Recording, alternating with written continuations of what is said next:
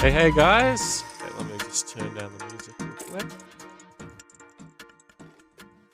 What is up, everyone?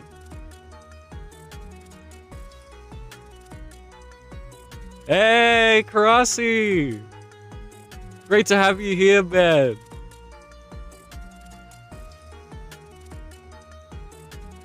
It's weird being on the other end of this. You being the one who's in chat and me being the one who can speak.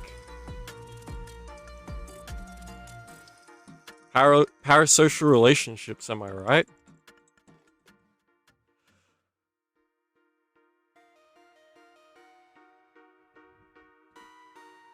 But yeah, I haven't got a whole lot planned. I've got some stuff planned to like introduce myself, and then if we have time at the end, I've got a game I'd like to try. It's this fun indie game called Clone Drone in the Danger Zone, which I tried way back when it was in pre-release, I think roughly like 5 years ago. And I haven't touched it since the full game actually came out. So I'm really stoked to give that another go and see how the game like turned out in the end. Blast from the past, because I haven't played it since I was like, what, 16?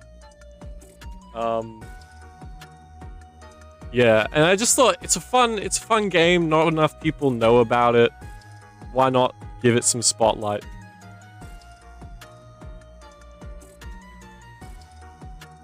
Sorry, 1 second.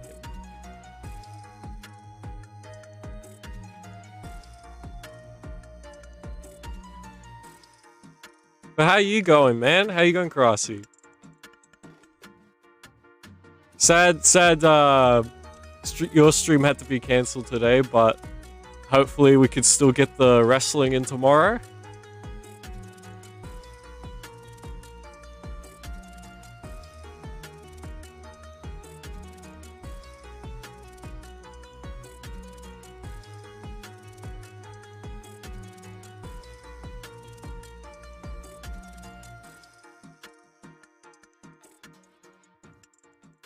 Nice, nice. Love to hear it.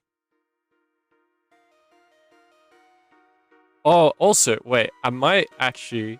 Can you help me run a little test? Because I don't know how much delay I've got on this stream.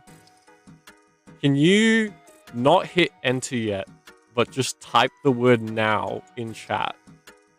And then I'll count down, like 3, 2, 1 now. And when I say now, hit enter. Just so I can get a rough idea of like how much delay there is. So 3, 2, 1, now.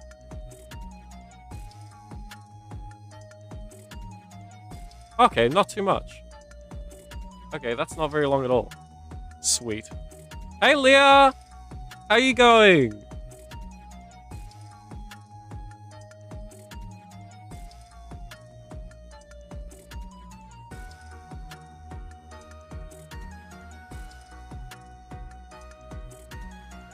Yeah, I'm surprised the delay's that good. I'm surprised, like, especially considering I would assume that streaming from Australia, considering I'm guessing most of, like, the servers would not be based here. Oh, thank you, Leah! Yeah, it was a long time in the making. Yeah! Yeah, for anyone who didn't figure out from my name or... Yeah, exactly, oh, you don't know the beginning of it, Leah, the Wi-Fi. I'm actually streaming from inside a caravan right now, outside my house.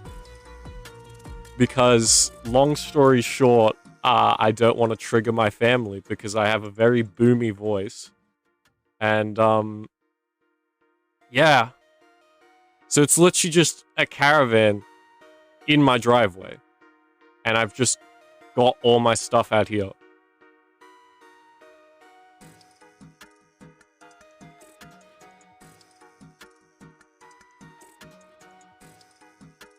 It's actually really nice, except for there's a ton of like clutter.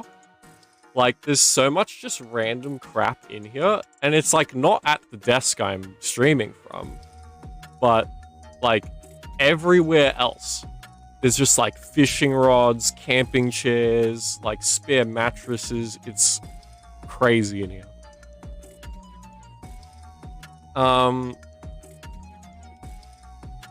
Yeah.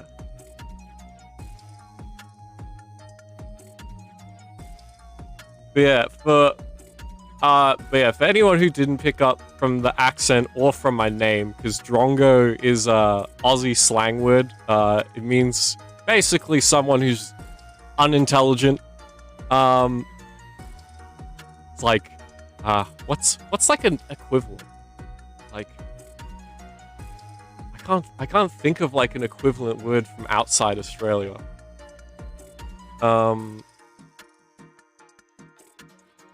But yeah, my name literally means idiot crocodile. That is my name.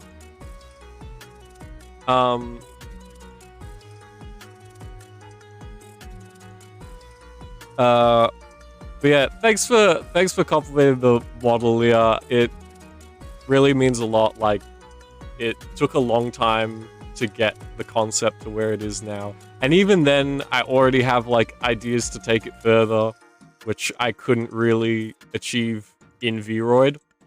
Vroid is amazing, especially for being a free program. Like, you can do so much with it, but also it's my abilities to use Vroid are not. Vroid is not the limiting factor in this case. My ability to use Vroid is. But oh, no. I fully embrace the name Drongo. In fact, I'd probably prefer... I'm okay with Drongo or Dial or Drongo Dial, but Drongo is what I'm used to just being called, especially online. So yeah, I do not take it as an insult. I fully own it. Yeah. So do not feel bad about... Yeah, Dial is a real name, actually. I looked it up, and I think there's like 2 people in the United States that have the name Dial. I don't know, like, worldwide, because there isn't like a survey for that, but yeah, Dial is a real name. A very rare name, but a real name.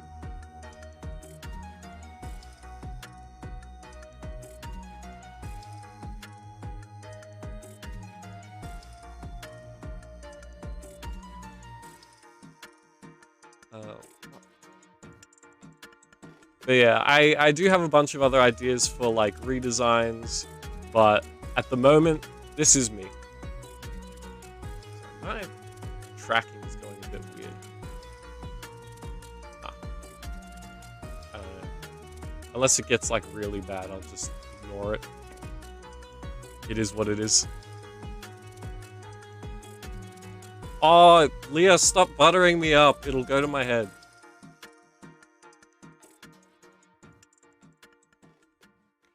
Like, yeah, I'm really happy you guys like it. Like, there's been so much of just like getting really picky with it, down to like the exact skin tones and stuff. It's like,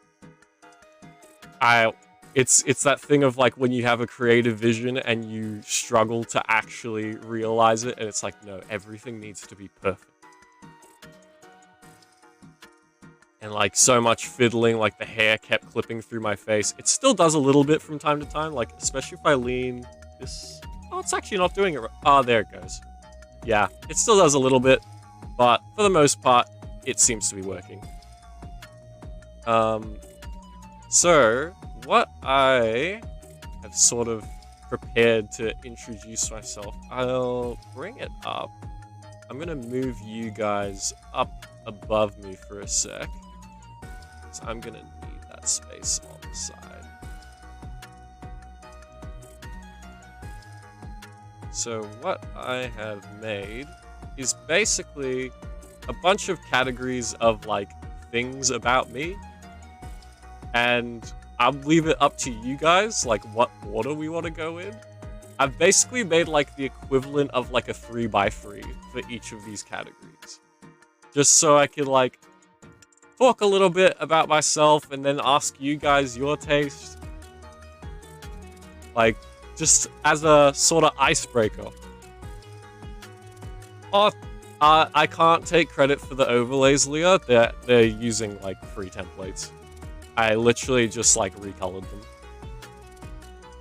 The only part of this presentation that I can take credit for is my model and my logo.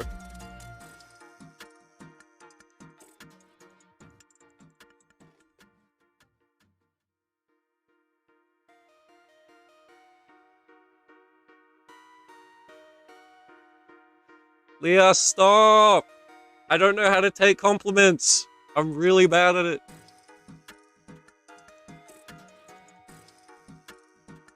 Please. You're gonna, like, make me, like, melt like the witch from the Wizard of Oz and just... Ah!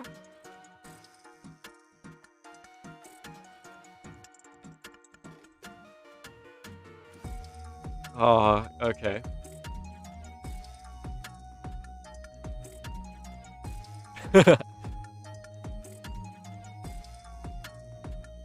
Yeah, I find it weird. I feel like I've become a lot more, like, confident in myself, especially in the last couple of years. But, like, taking compliments is still something I, like, struggle with.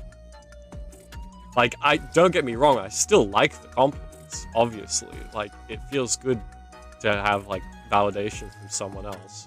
But at the same time, like, my just opinion of myself is a lot better than it used to be.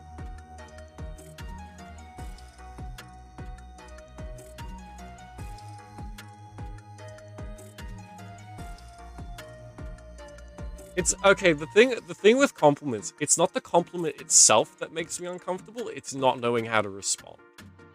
It's like, I can only say thank you so many times.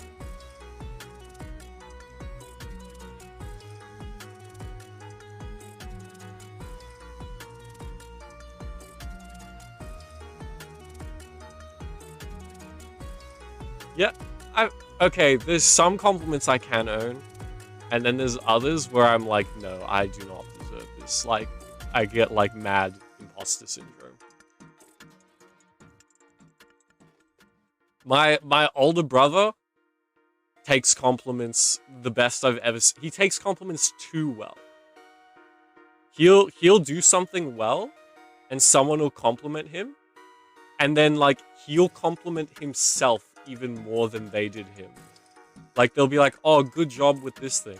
And he'll be like, yeah, I did absolutely sick. I know, right? I'm like, bro, chill.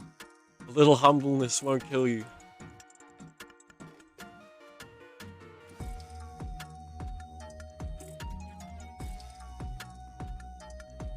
Alright, so yeah, I've got these 6 things to my left.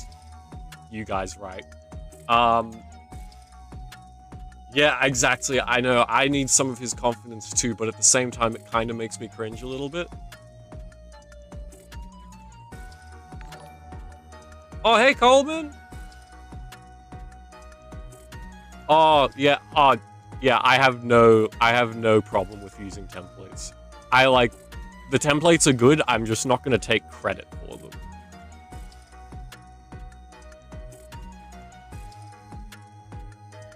Yeah, how you going, man? Been lurking.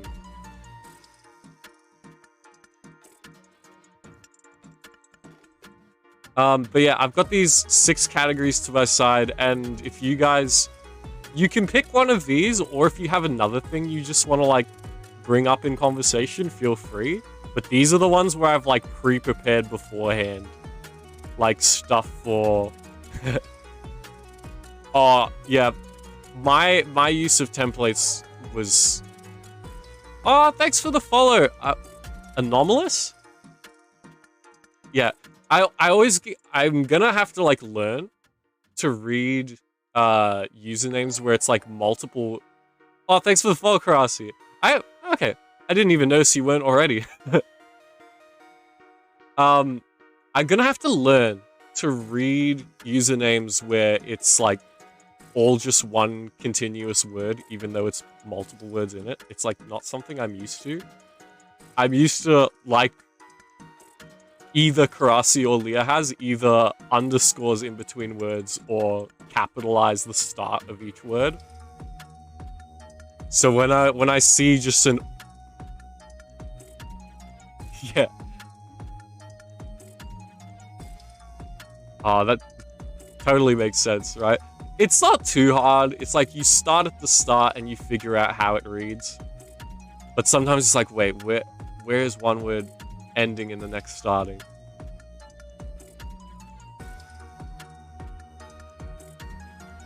But yeah, if you guys what do you guys think? Should I do it as a poll or should I just ask you guys to type in chat like what you want to talk about first?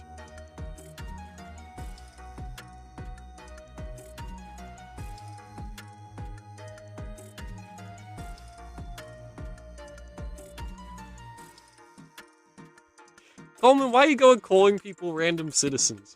I mean, it's not exactly degrading, like, it is truthful. Assumably, they are a citizen somewhere, and yeah. But, like, still, it's a bit of a weird thing to call someone.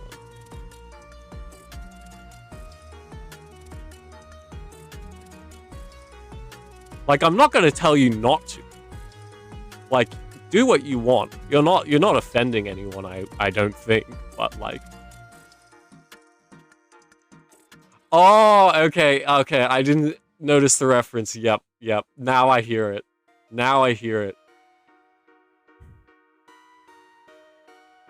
I feel like if it had been the full line, I would have noticed it, but with just random citizen by itself, I didn't.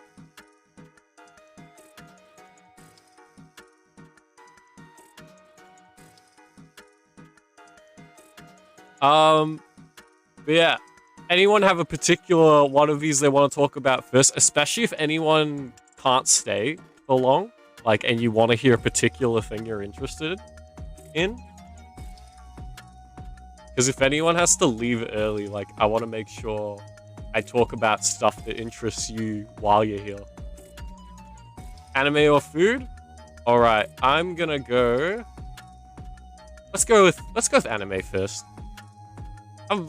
This is a VTuber, sort of. I don't really think of this as a debut. Like, it's my first stream, but, like, it's not, like, super high effort or anything. But it is a VTuber first stream, and it's, like, intrinsically linked to the anime community. Yeah, I knew you would go for Gunpla Coleman. Like, it was just a given. It doesn't mean you can't, like, but it just means I would have guessed. Oh, yeah, I'll start with the anime one first. So I'll move this over a bit. That should be behind my model. There we go. Let's bring it up. So, most of these are like 3x3s, or some of them aren't perfectly 3x3s. Some of them are like just collages of things of that category. So this is the one for anime. Oh, by the way, like, this is not my top 9 anime. It's just like 9 that kind of represent my taste. As anyone who knows what Gunpla is, the fact that I even have a Gunpla category for the things to talk about today probably gave away that I like mecha anime. So all 3 of the top are all mecha anime. So I said this wasn't my top 9. For the most part, this is non-ordered, except for the first 2. Code Geass and Gurren Lagann are my favorite and second favorite anime, respectively, of all time. Code Geass is just perfection.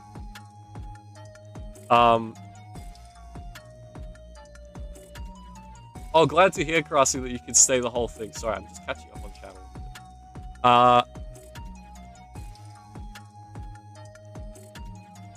Oh, Leah, too many compliments. I have to make a limit. I have to limit how many compliments you're allowed to give me.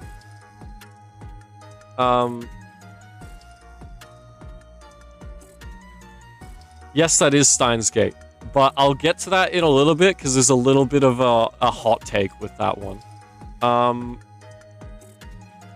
So yeah, Code Geass is my favorite anime of all time. It gives me everything I want. Also, by the way, I'm going to be talking about all of these, avoiding spoilers, because obviously they're 9 anime I really like. Why would I go ruin them for anyone else? Code Geass, the art style is so unique, especially for an anime original. I can't really think of any other anime original shows that have an art style this unique. Because usually when anime have a unique art style, it's because it's emulating a unique art style of a manga. But Code Geass, the like character designs, they're so angular and skinny. It's really interesting. They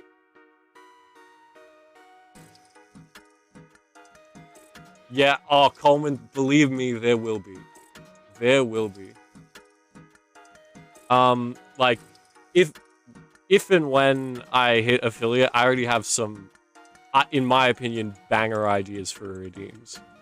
Some of which will be roasting me. By the way, I do appreciate a good roast, like, a lot. Like, if you think of a creative insult for me, do not hold back. I will find it hilarious. Like, pretty much, like, the only thing I will take, like, genuine offense to is someone, like, unironically insulting my character.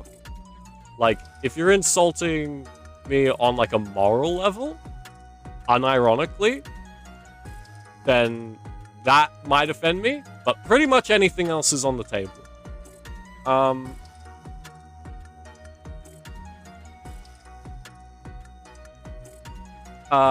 But yeah, Code Geass, all the character designs really cool. Mecha design's not my favorite. Some of the, like, main character suits are pretty cool, but I would have to say I like most Gundam series mecha more than Code Geass. The characters are all so lovable. Like, the only character I can think of that I, like, distinctly dislike in Code Geass is probably Nina, and you're supposed to dislike her. That's kind of the point. You missed me rambling about Code Geass. And talking a little bit about how I love getting roasted. Like, roast pretty much anything aside from my character. And even my character, if you're doing so, like, clearly ironically, like, clearly not meaning it, then that's fine too. Like, I actually genuinely enjoy getting roasted. It's like, it's really weird. I don't know why. When someone, I just like the creativity that goes into insults. So that is very much open here. Like one of my, like, best friends IRL, like, part of how we became close was literally just roasting each other. And, like, roasting each other for things that most people would think is genuinely bullying. But it wasn't, because, like, we had established beforehand, like, what we're genuinely insecure about.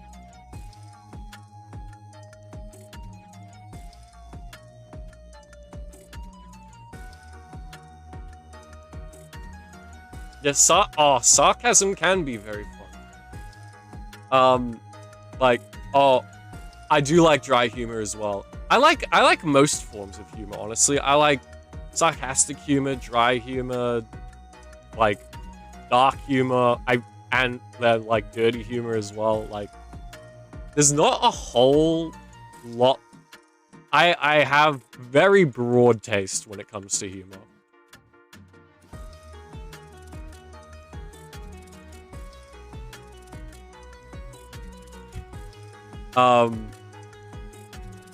Yeah.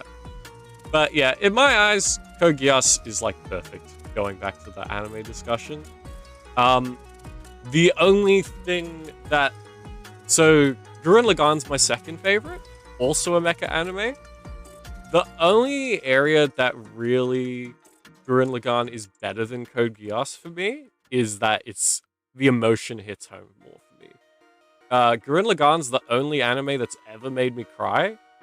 And on my first watch through, it made me cry twice. And on a rewatch, another scene that didn't get me the first time did.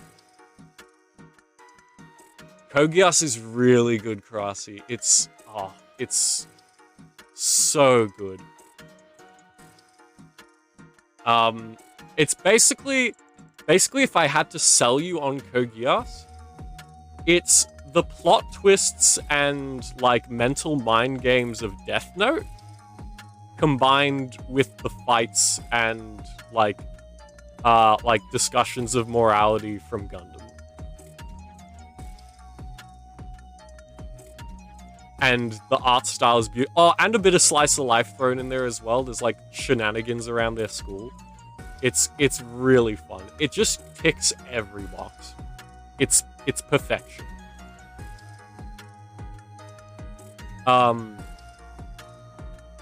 Like, I can't think of an area it lacks in. The soundtrack goes off, the animation's beautiful, the characters are likable, the story is super memorable. Like, you could literally just write out the main plot points of the story. And even without, like, animation, a soundtrack, or voice acting, it would be interesting.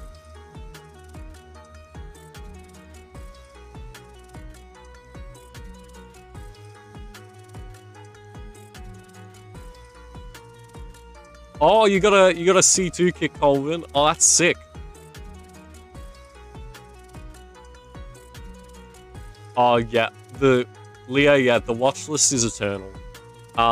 Like, I will never be like, I'll never get to the point where there's like, I don't know what there is to watch that I will enjoy. It's no, out of the things that I'm pretty sure I'll enjoy, what should I watch next?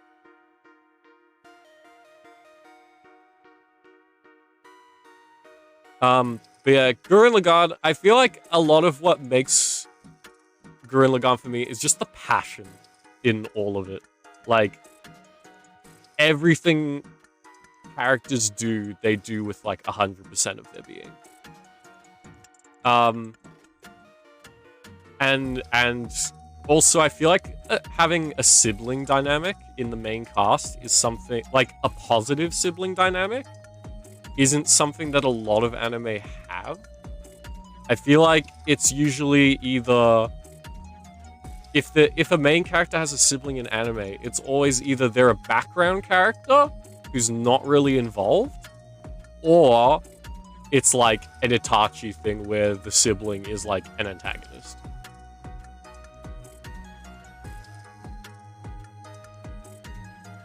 Sorry, read chat. I really gotta learn to read chat while talking.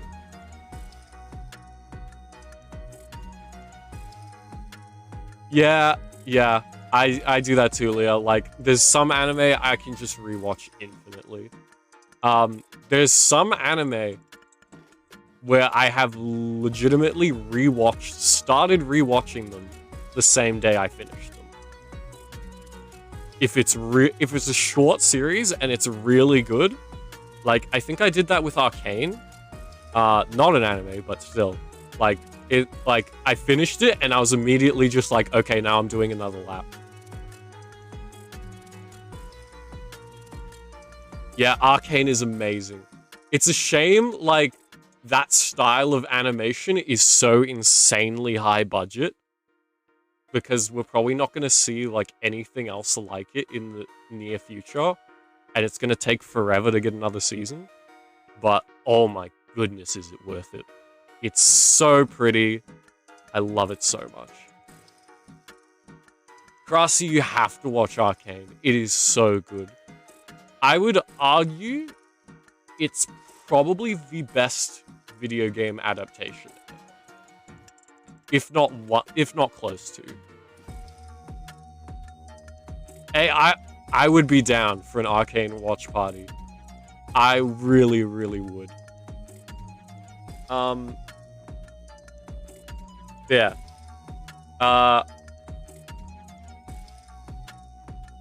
Yeah, I would really, really be down for that. I will never get sick of Arcane. It's, like, kind of in a similar vein to Code Geass, where it's like every single aspect of it is so well done. The visuals, the soundtrack is amazing. Oh my, every single episode has at least one song that like knocks your socks off. Yeah. Like, and they've did such a... Oh, also, by the way, let me know if you notice anything with stream that I should, like, touch up. Like, if you think, like, oh, music's too loud, or your voice is too quiet, or vice versa. Just let me know, because I don't know exactly what you guys are hearing.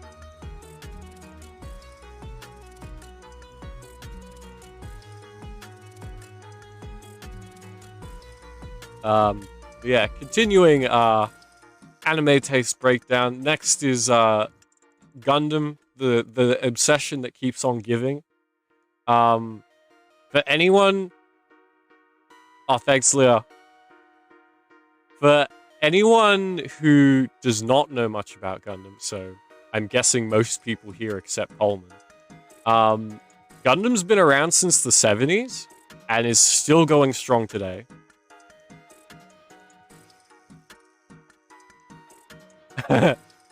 Oh my goodness. Okay, so originally this stream was going to be yesterday, and then I realized I still had a bunch of stuff to set up. So yesterday, while I was like setting up my settings in OBS, I started adding all the filters and stuff to clean up my mic.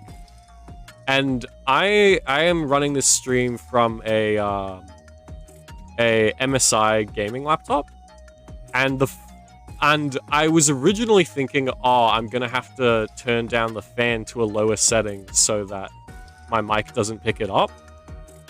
But then while I was messing with the mic settings, I had a bunch of programs open. So I had the fan on max speed because I'm like, I'm not actually streaming right now. I don't have to worry about fan being picked up by mic. And then I added the audio suppression filter, and I was monitoring the mic in my headphones at the time. And the sound of the fan in my headphones just immediately cut out. The feeling of euphoria was insanity. Just like, oh. I, like... If it was possible to lose No Nut November over, like, an audio thing, like, just pure audio quality, I would have right then.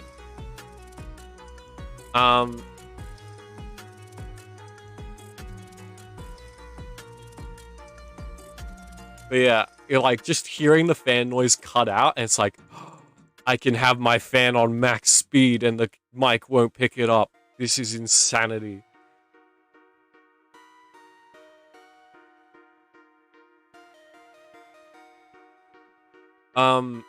So yeah, and it means I can run games on higher settings, which is nice, without like frying my computer. Because this thing gets hot. It's pretty much my only complaint with this laptop, is it gets hot quickly if you don't have the fan turned up. But yeah, for people uninitiated in the Gundam franchise, it's been going since the 70s, and it's one of those franchises that just keeps getting rebooted infinitely. Yeah, it is a gaming laptop. Yeah, I was previously working on a Surface Pro.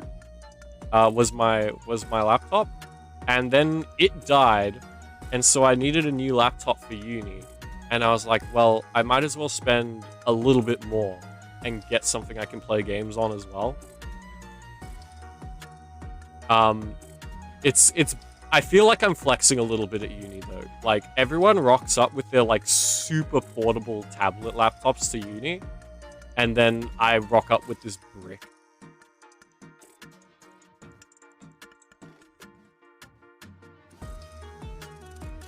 Which is also a bit of an inconvenience because my primary mode of transport is motorcycle. I actually don't have a driver's license. I only have a motorcycle license. So shoving this laptop in a backpack to get it to uni, like, every day is annoying. Because it is a hefty boy. Do you ride, Leah, or are you just like a fan of motorcycles? Oh, it's so funny when I rock up at uni and I see someone else with like the same brand, and we're just like, we are homies now. We are gaming laptop for uni homies.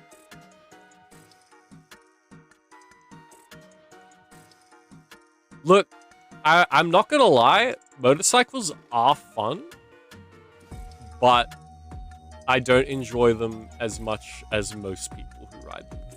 For me, it is mostly just a mode of transport. I do enjoy it, especially when the weather's nice. But when the weather's bad, there's not much that can be more miserable than riding a motorcycle in the rain. Or riding a motorcycle in like the blazing hot Aussie sun in the summer.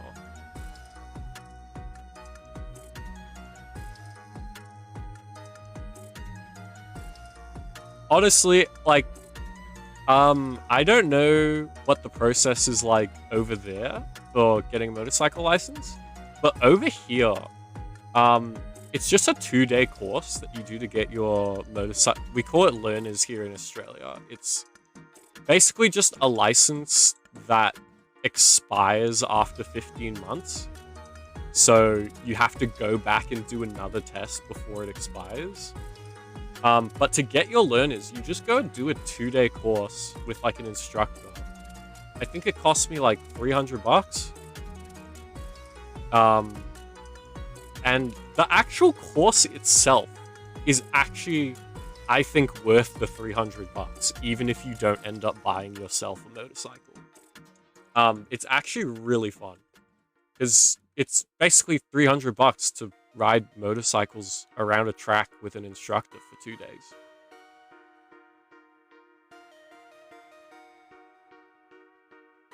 And like they have the bikes there, like they provide everything.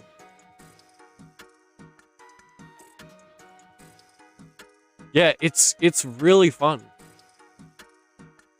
Like there's a little bit of awkwardness at the start, because you're doing it in groups. And so I was like, but when I did mine, I was by far the youngest guy in my group. Most of them gave off the vibe of like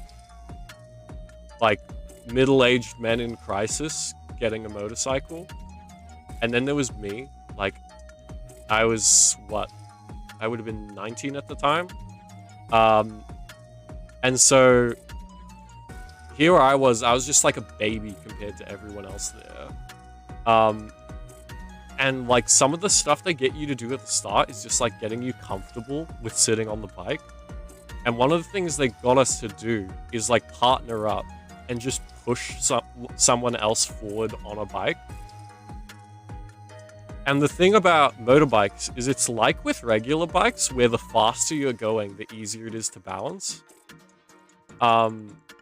So I got partnered up with the oldest guy there. I think he was like in his mid-60s.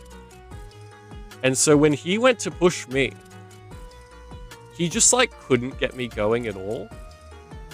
And all the groups were going at the same time, right? So here I was just wobbling, having to keep putting my feet on the ground to steady myself, feeling so embarrassed because no one else is having any trouble.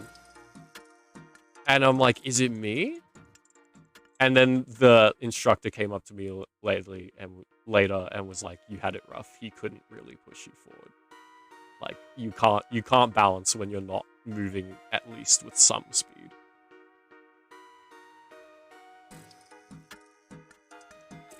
Yeah. I'm more than willing to like rant about motorcycles, but honestly, it's not I have stories about it, but motorcycles are not something I'm like super passionate about. It's just like I love my bike, as like pretty much anyone who owns a bike does, but it's a mode of transport for me. Gets me from A to B. It also lets me like flex on my homies a little bit. Also, motorcycle jackets do wonders for self-confidence because they make you look jacked.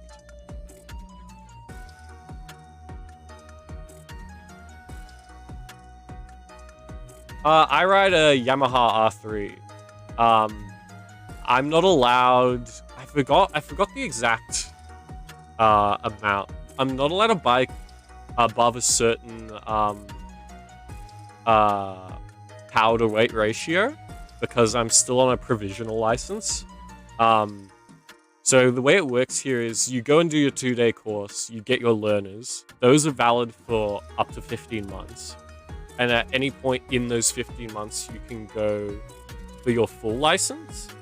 And once you pass the test for your full license, the first 3 years on that is provisional, where you have a bunch of extra restrictions. Yeah, I like appearance-wise, I am in love with my bike.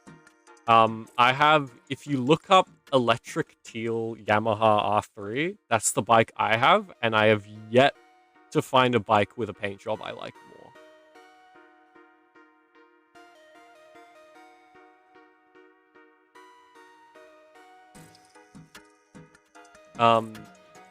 I wasn't originally gonna go for a sports bike.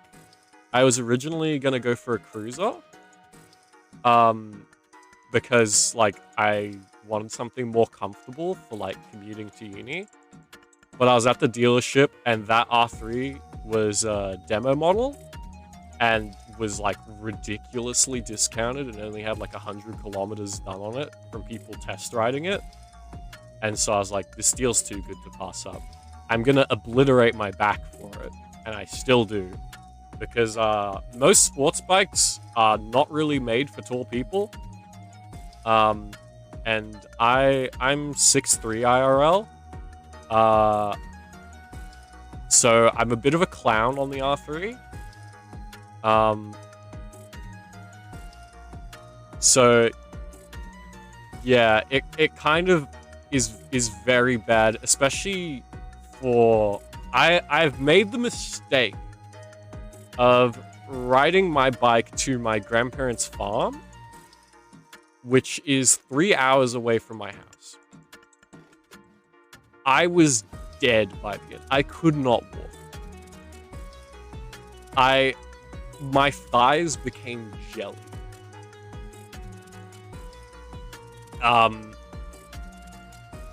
It was not a good time at all. I can't do like the proper sports riding position on my bike at all. Like the where you tuck your head down behind the windscreen. I just can't. Yeah, it just the proportions do not work out. I can't do it. But it is fun. I ride it like it's a standard bike instead of a sports bike. Like I sit upright, and that's pretty cool. Except for the fact that the windscreen funnels all of the wind into my face.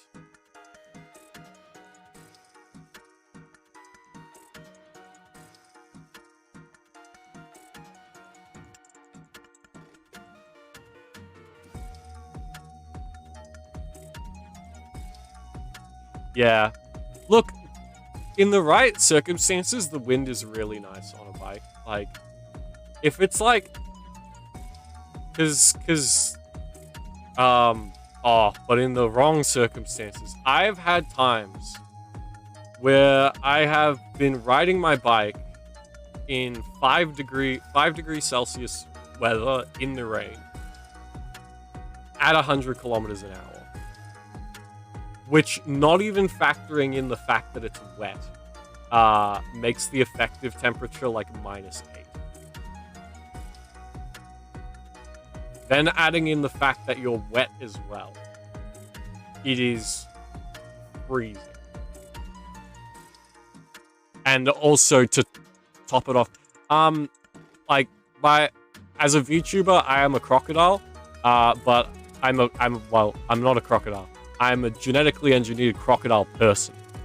But being that I am also mostly human, I am not cold-blooded, but I might as well be because I have this fun thing called Raynaud's syndrome, which is basically my circulation is like fucked up.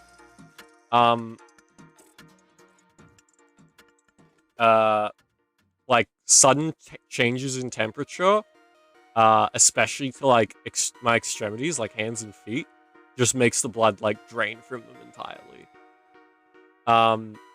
It is very, very bad, and can do some real damage if you don't take care of it properly.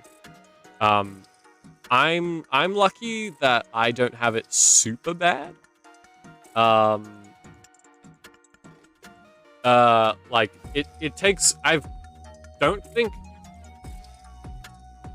think I've only ever set off my Raynaud's any way other than riding my bike once, and that was because I was swimming in water that was way too cold. Which I had done for most of my life. Like, the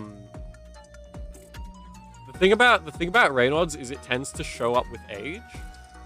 Like, most people who show it are like elderly. Like, I am a rare case to be showing it in my early 20s. And oh, hey Plum! Glad you could drop by. How's work going?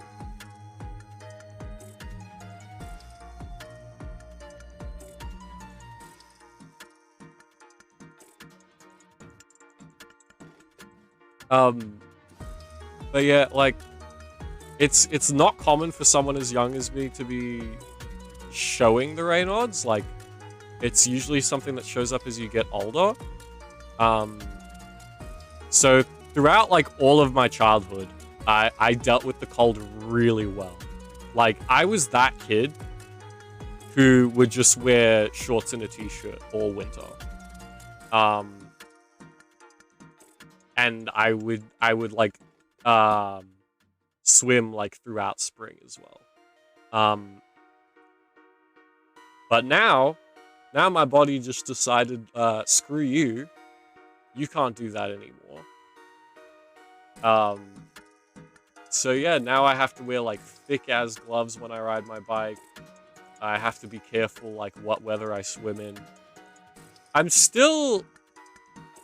It's kind of weird because it's like my body can't tolerate the cold. But like mentally, I've built up the tolerance. So when most people say they're cold, I'll be in the same temperature and be like, that's not cold. But then it hits a tipping point where my body's just like, oh, this is too much. Say goodbye to your circulation.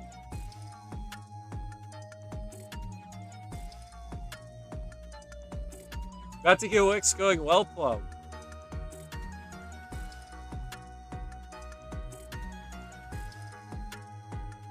No, there is no plans to add a sidecar. Technically, I'm allowed to.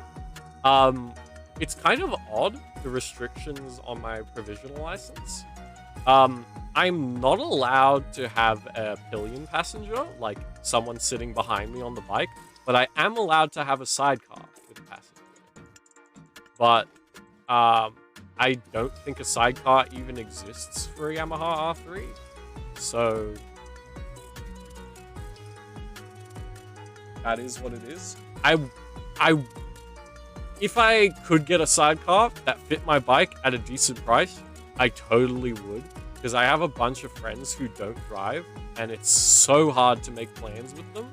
Because it's like, well, they can't drive to me. Like, they can't drive to meet up with me somewhere. And I can't pick them up because I'm not allowed to have passengers. So it's like, oh, do I ride to your place and then we take public transport together? Is that what we do?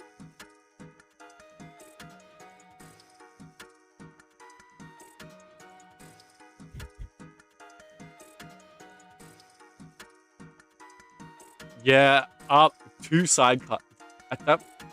Wait, I saw a couple weeks ago. Wait, I gotta find it. I'll put the picture on stream if I find it right now. This crazy tricycle thing. It, like, I'd seen, like, three-wheeled motorbikes before, but this thing was weird. It was, like, blurring the line between bike and car.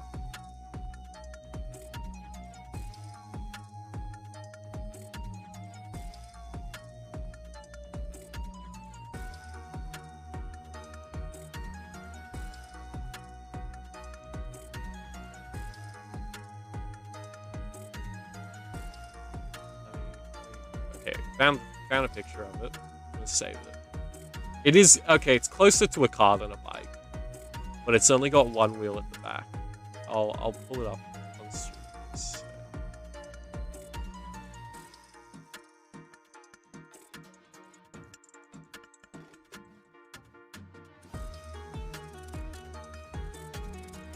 Hopefully OBS doesn't get angry at me for having too many images on screen.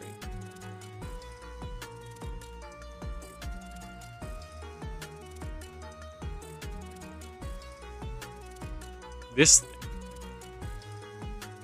I just saw one of these on the road the other day. It's got one wheel at the back. The thing is like a triangle shape. Like, the front is as wide as a car, but the back is as skinny as a motorcycle. It's so weird.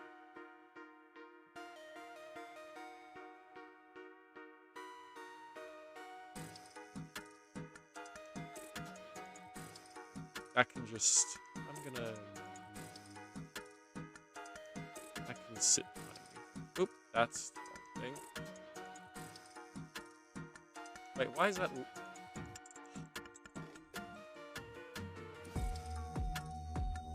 Accidentally linking things that shouldn't be linked in OBS. You. Go over there. That can chill there. Actually, you know what? I probably should get rid of it. I'm gonna be bringing more images.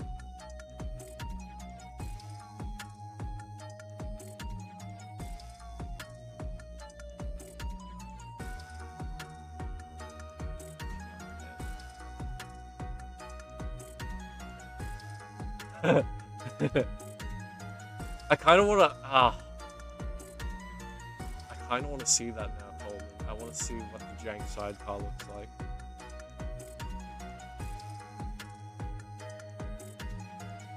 Curse you!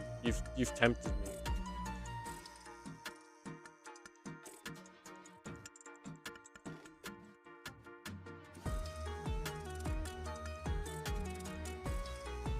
Okay, I'm not going to put it up on stream, but yes, that is indeed super jank looking.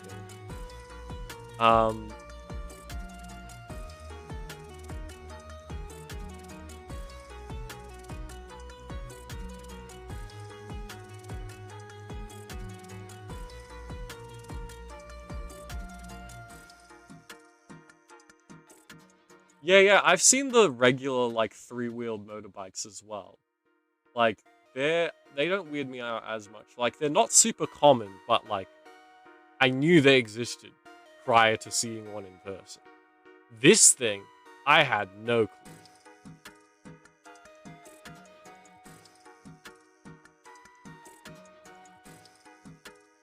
Need you to cease being there. Yeah, exactly. It's a Batmobile, right? Pretty much. Like, that looks like a superhero should be driving it.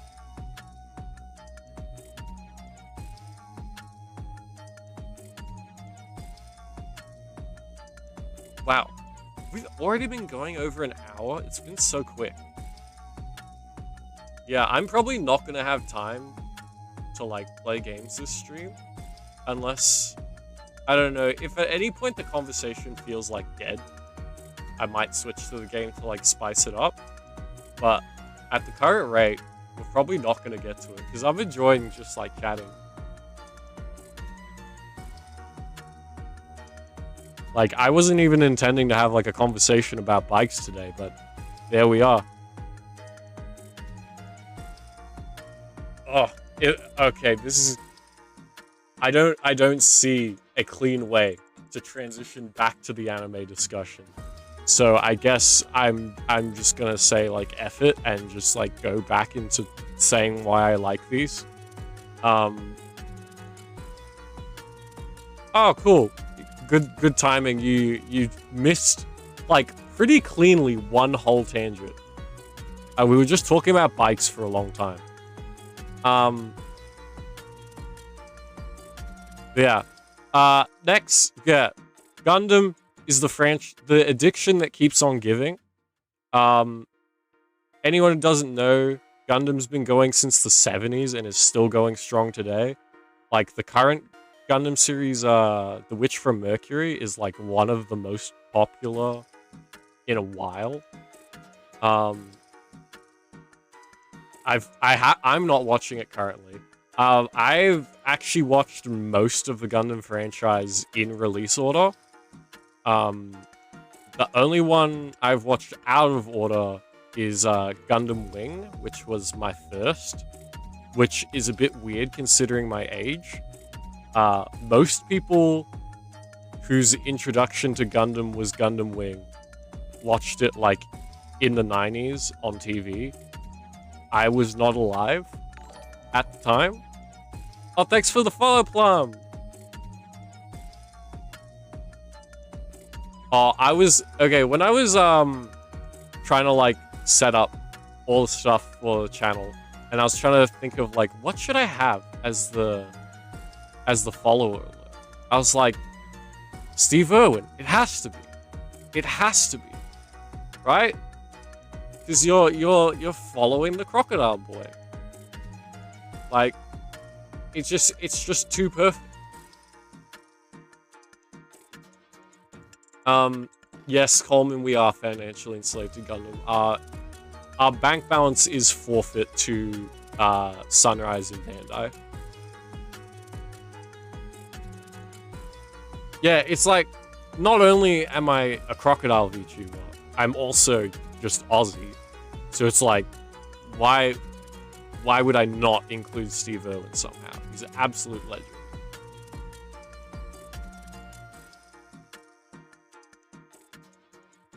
Yeah, Gundam, like, has, like, pretty much a monopoly on the mecha genre at this point. Like, every Gundam series is at least, like, solid. I can't think of any that I outright hate. There are some that are a lot worse than others. But generally, most of them are, like, pretty dark. Because they are essentially just war stories with mecha, most of them. Except for, like, G Gundam, which is, like, Dragon Ball with mecha. Which I love, by the way, don't get me wrong. It's just very different.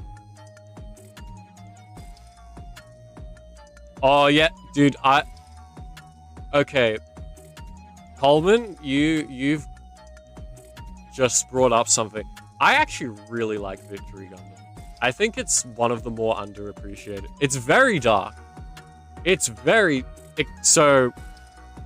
the original creator of Gundam, his name's Tomino, and he was incredibly depressed when he wrote Victory Gundam. And it shows.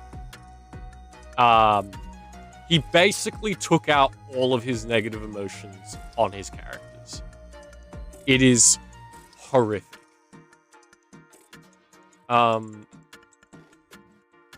And yeah, like, the original Gundam is basically just World War II in space. With giant robots. See ya, Plum! I hope you enjoy your work. You have a good day. Thank you for wishing me luck with the stream. Thank you for dropping by.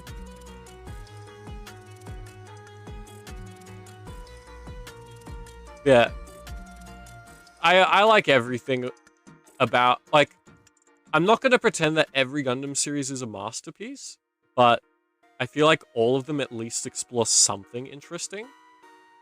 And I like that it doesn't portray war as, like, good versus evil. It's always blurry. There's good people. There may be one side whose leadership is more corrupt than the other. But the actual soldiers, there's always going to be good people on both sides. I feel like it's dark, but refreshingly real.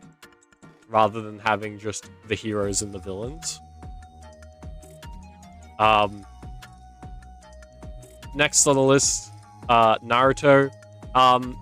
I chose the manga for the image here deliberately because I actually read the manga first. It was the first manga I ever read, and it's mainly on this 3x3 for nostalgia factor. Like, it's just a really positive piece of media in my memory. Oh yeah, Gundam is a masterpiece in marketing, for sure. They have perfected the formula. They sell model kits like, oh, they make so much money. Like, I know it's blasphemy to compare Gundam to Transformers, but that is something they have in common, where the show is essentially an advertisement for the products.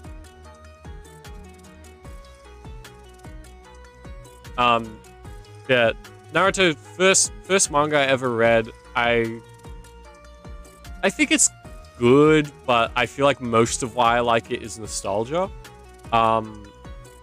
Especially early Naruto, I think is really good. Like, everything pre-Shippuden, I really like. I don't think it, like, ever misstepped before that point. Some of the later arcs got a bit stale for me.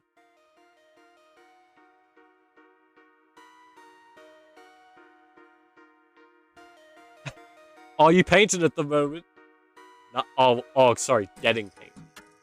For a second, I was like, wait a minute, lunch break and painting? That's brave.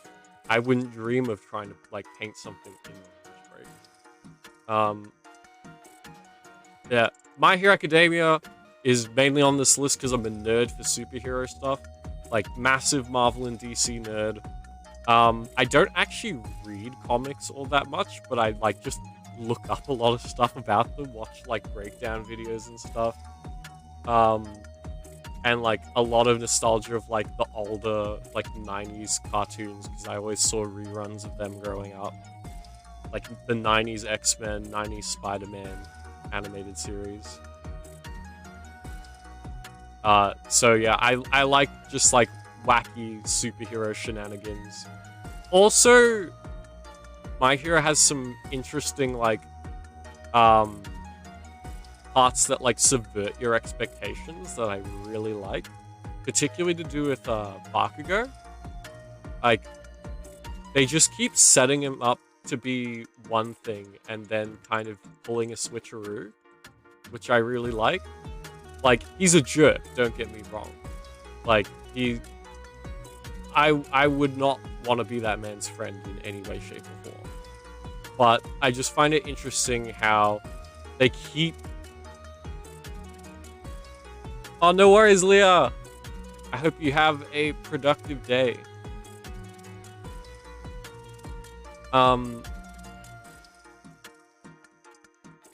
I find it really interesting how, like, for example, at the very start, Bakugo's kind of shown as just this very shallow bully.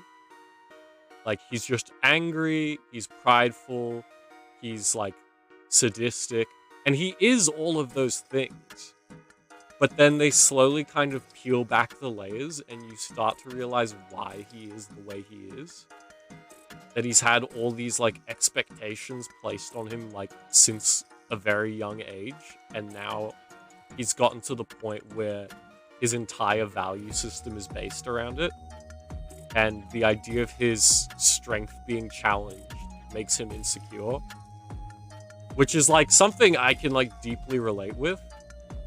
Of, like, placing too much of your value in one thing and then getting insecure when that thing is, like, perceived as less valuable.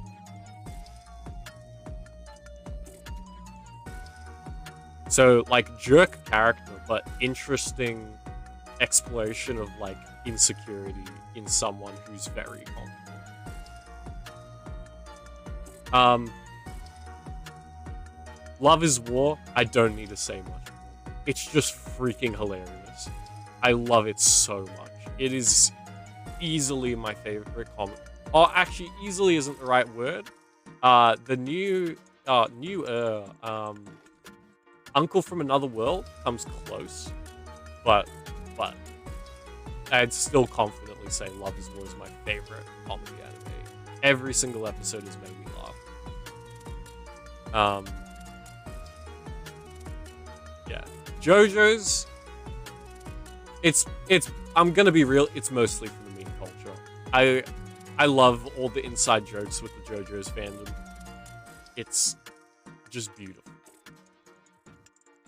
I do actually like the JoJo's show a lot, but a lot of what adds its charm to me is how like self-aware it is of how over the top it is.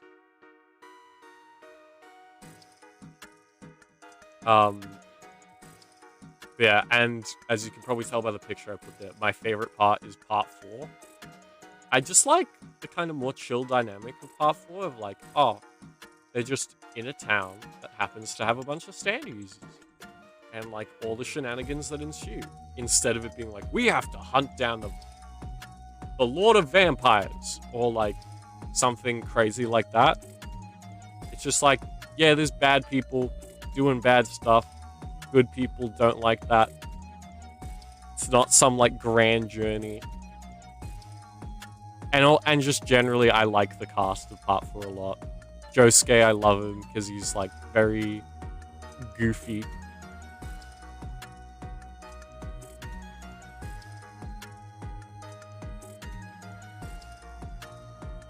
I'm gonna skip Haikyuu for now. I don't really have much to say about it. It's just kind of on here because it's the only sport anime I've really got into.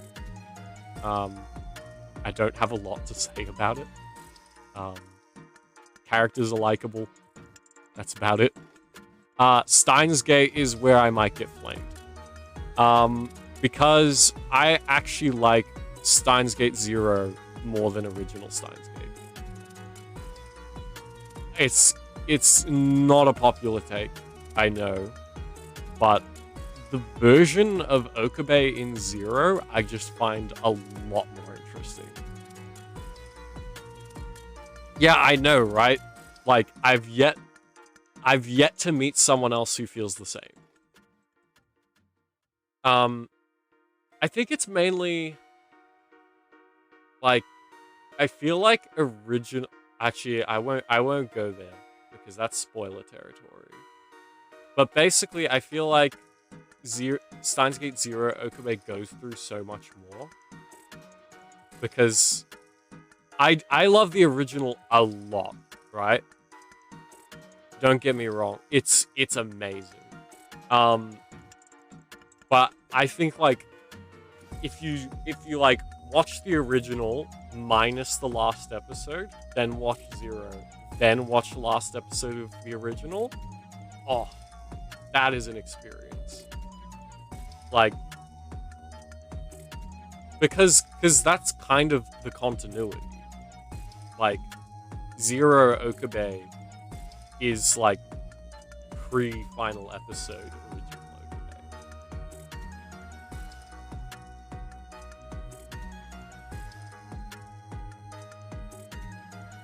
And also because Zero, I feel like Zero answers a lot of questions and at the same time explores some interesting concepts of like, oh, this was supposed to be like the safe time.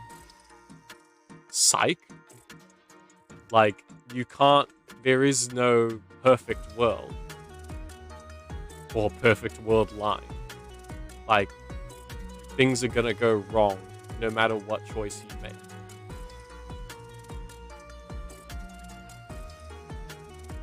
And also, like, some of the original characters to Zero, I really like as well. I forget her name, the shorter girl with green hair, but I thought she was a really fun character.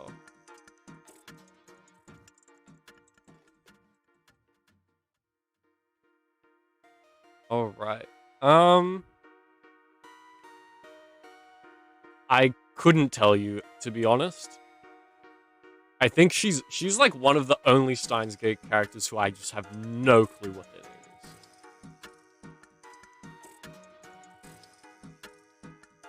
The rest of Science Gate, I would at least have a guess.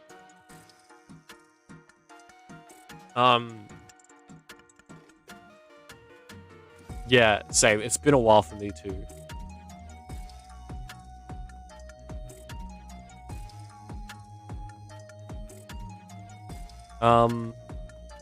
I might switch this up and go to like one of the other categories. Switch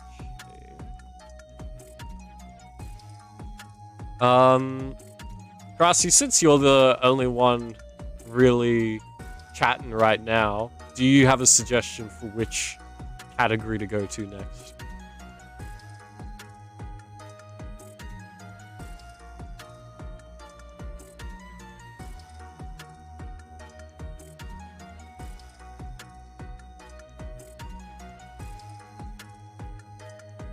Games? We got a gamer in the house. Alrighty, let's pull that up.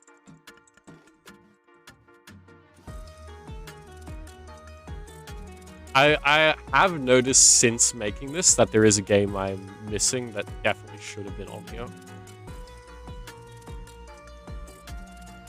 Okay.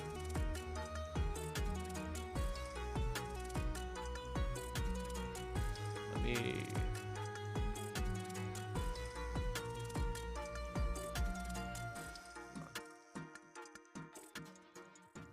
Alright, so again, not like my... Yeah, Bloodborne.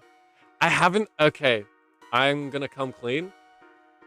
I haven't actually played very much of Bloodborne. I think I got maybe 5 bosses in.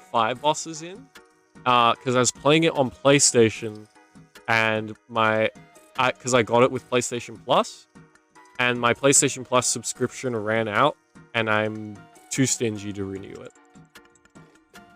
I do love it though.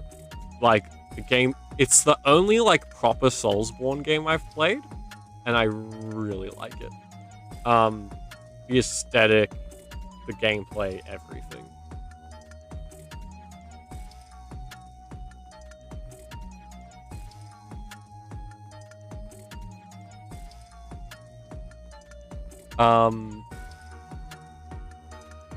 Yeah, I really like, and normally, as far as difficulty games goes, I'm not like you. I'm not a masochist when it comes to difficulty in my games.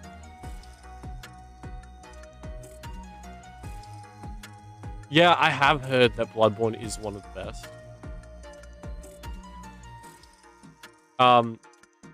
Yeah, I'm not really one for like super hard games normally.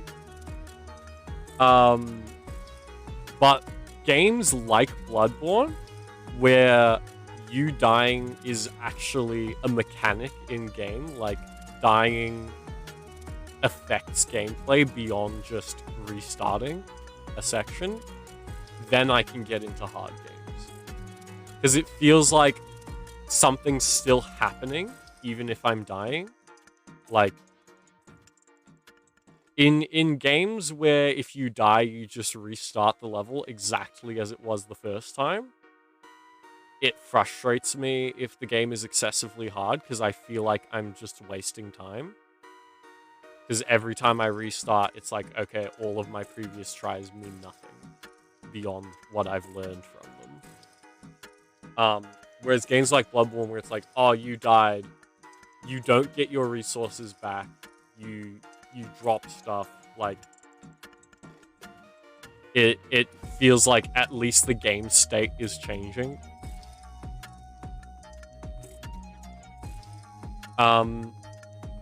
As you can probably tell from this lineup of games, I'm not really one for competitive games. The most competitive thing on here would be Tekken. Tekken is like my one game where I would play like ranked regularly. I'm not really one for like FPS games much. Like, I can tolerate some of them. I don't mind Overwatch. I don't mind Apex Legends. But, like, in general, I'm not the biggest fan of, like, shooters. Um. Oh, sorry. I misattributed a message before. Anomalous, you played through Dark Souls 3. Sorry, I thought that I... Oh, I see what it is. On the on-stream chat, you guys are the same color. So I was like, oh, same person.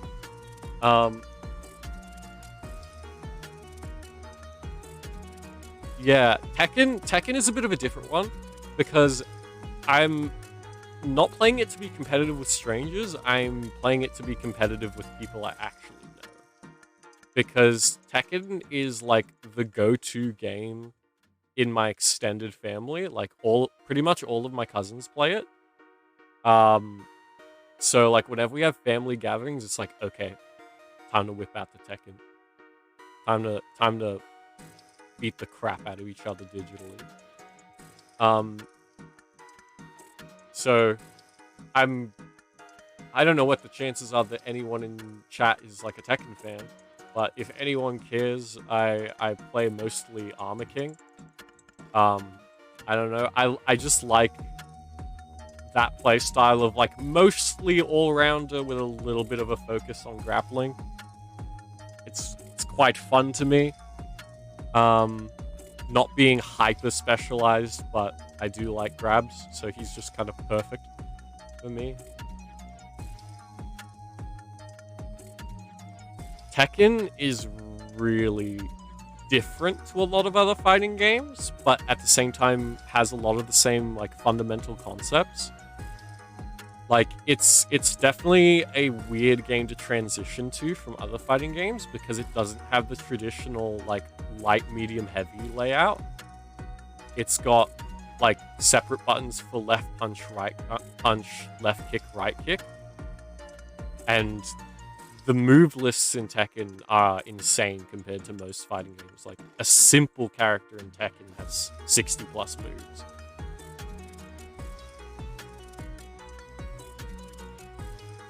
It's like there is a lot of just like knowledge checks in Tekken.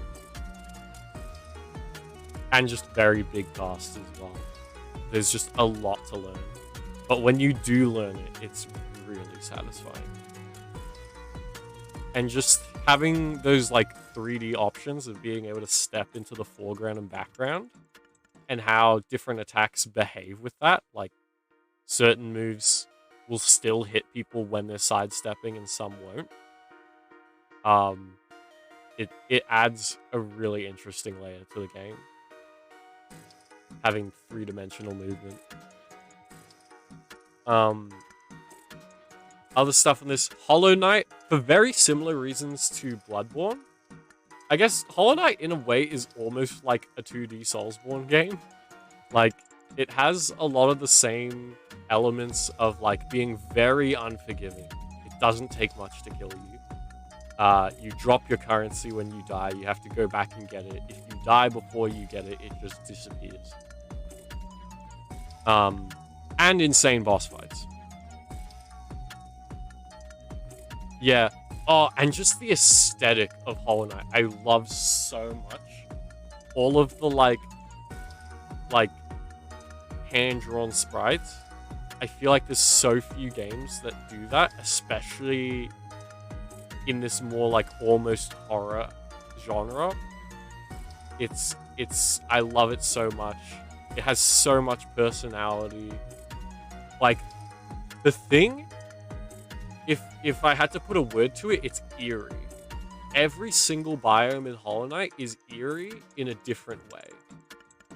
Like, some of them are, like, eerie because they're lifeless. Some of them are eerie because they're just so wild. Some of them are eerie because, like, it's just, like, scary. Some of them are alien. Like, every single zone, like, is interesting, yet somehow will make you feel uncomfortable. On, like, some, like, subconscious level. Breath of the Wild is just, like, one of my favorite open world games ever. Again, similar to Hollow Knight as well, a lot of it's to do with aesthetics. I really like the sweet spot they hit between like cartoony and like realistic physics.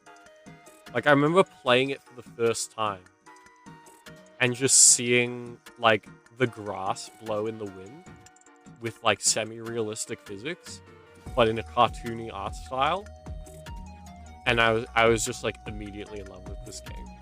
And all the enemy designs are very memorable. The world is very interesting. The puzzles are a lot of fun.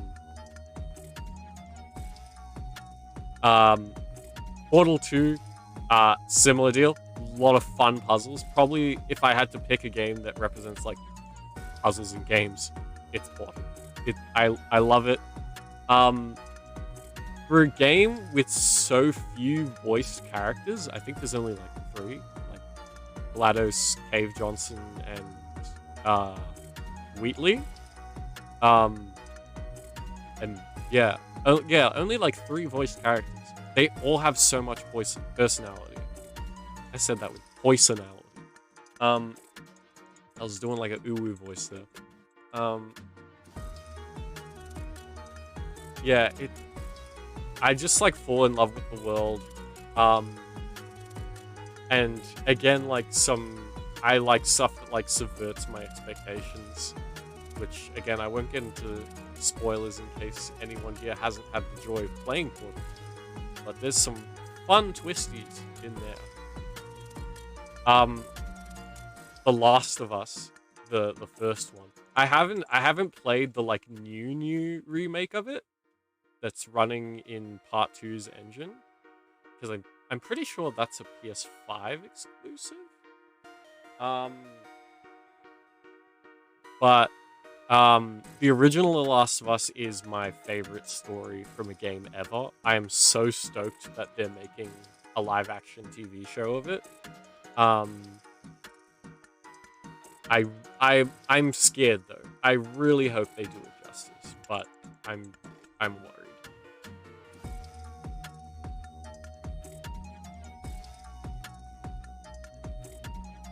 Remake doesn't look as good as the OG. Look, I haven't seen much of the remake, but would I be right in assuming it's mostly just the original with updated graphics and like a couple of the mechanics from Part 2 added in? I haven't really watched gameplay of like Part 1 remake. For the time, the visuals on the original Last of Us were insane. Like, that came out on the PS3 at launch, and is arguably one of the best looking games on the PS4. So that's pretty nuts.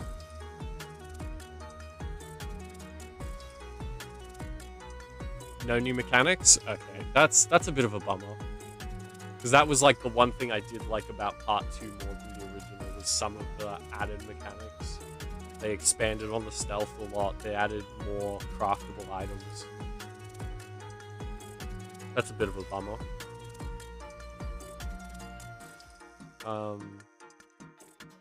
Fallout 4. Fallout 4 is kind of a placeholder for both Fallout 4 and Skyrim.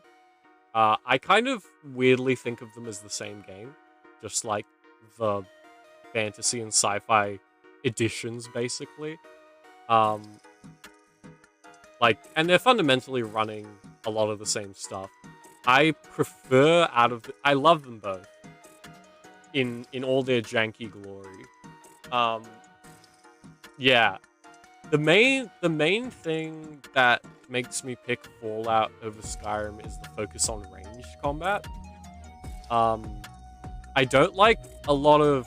I said before, I don't like a lot of like competitive shooters, but I do like what Fallout 4 is, like open world shooters where you have to like resource manage.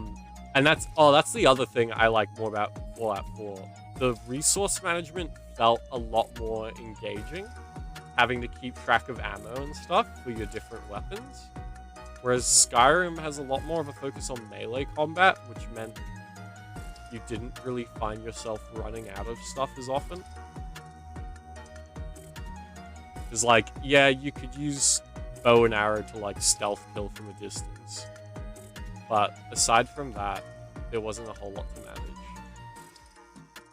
Yeah. Yeah, Fallout, I reckon, is better.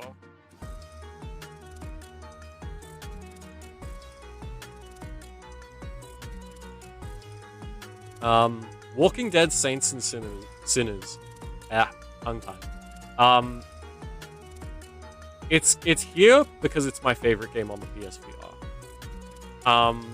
Or favorite game that I've actually played in any decent amount. I've played like the first like couple hours of Resident Evil 7 in VR, but I was only playing that because I had a friend over. I do want to stream that at some point and start from the start.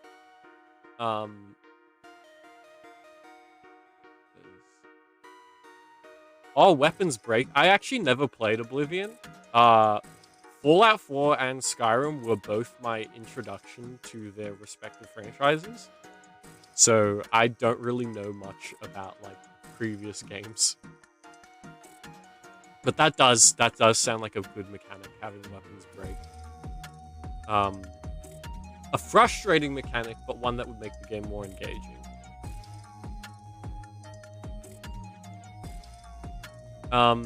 Yeah, Saints and Sinners, absolutely amazing VR game. It's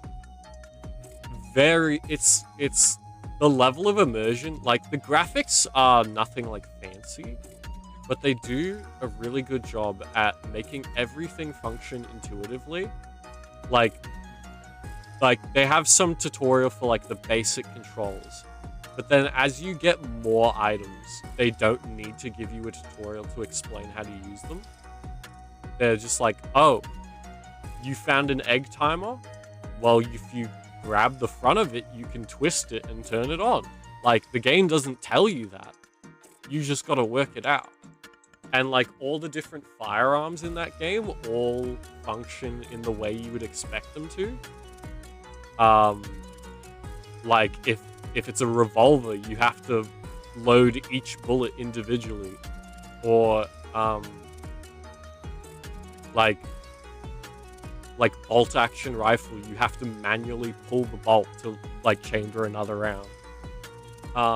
Like every weapon reloads the way you would expect it to,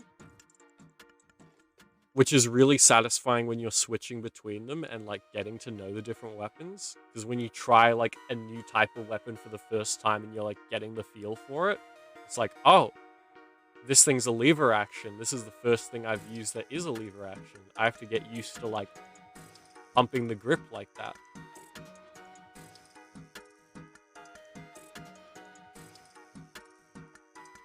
And yeah, just that whole game with resource management is like some of the most fun, like survival horror I've done in general, let alone in VR.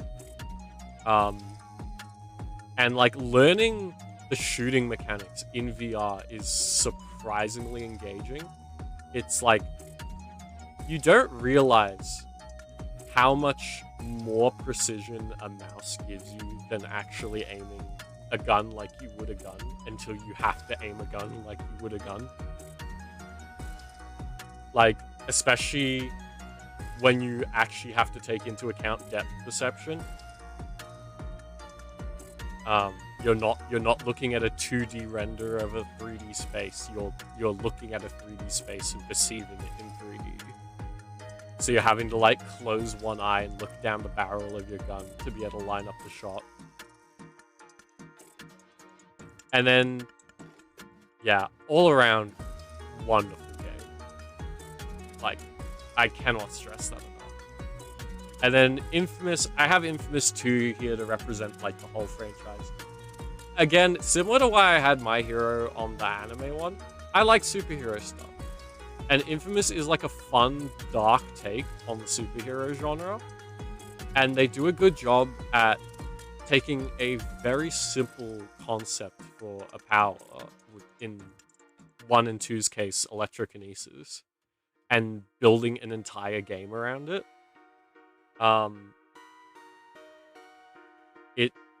like, you feel like a superhero. It doesn't, at no point does it feel, like, forced. Yeah, I enjoyed, like, for the time it came out, I thought Infamous 2 was the best as well. I feel like I tend to have a bit of bias like that. Like, I give games that are older more leeway. If I had to pick, like, which one is the most fun to play now, completely not giving them any kindness based on release date, I do think gameplay-wise, Second Son is the best. It's just, like, faster paced and has a lot more you can do. But story-wise, 2 is beautiful. Yeah, we're vibing. We're vibing, Karasi. And I like the aesthetic of 2 a lot more. Of just, like... Because Second Son gets a lot more, like, dystopic. Like superpowers are, like, a normal thing people have to deal with, and, like, society is adapted. I really like 1 and 2's more, like, darker... Like, superpowers are a thing that's just started. No one has had time to adapt. Like, people are still freaked out by this crap. Oh, good night, Anomalous. Thank you for hanging for so long.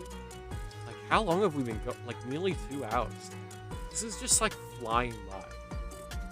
I don't know if it's just me, but, like, this feels like it's going really fast. Alright. You said before, Karasi, that music was next, so I'll do that. Music was one of the hardest ones of these for me.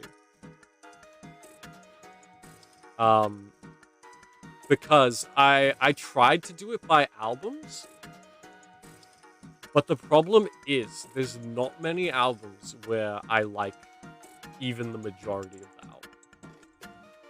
I tend to pick and choose, like, a couple songs at most. So, let me get this up.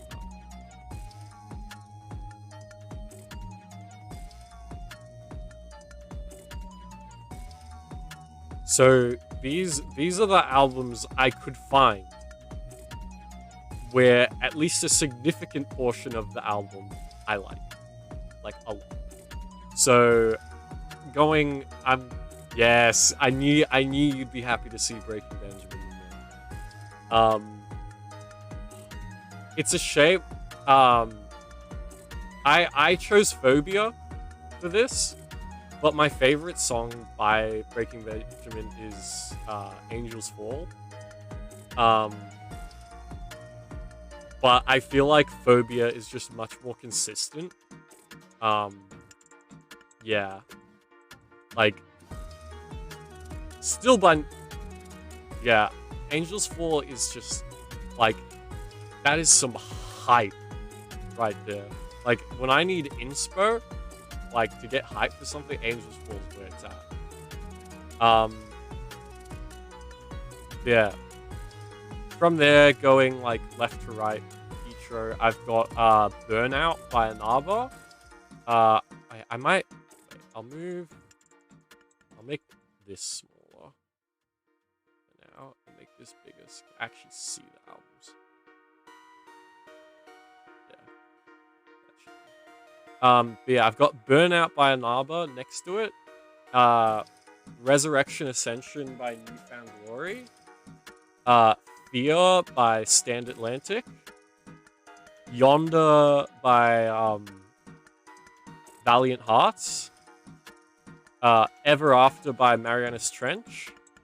Symphony Soldier by The Cab. Riot by Paramore. And The End of Control by Cherry Bomb.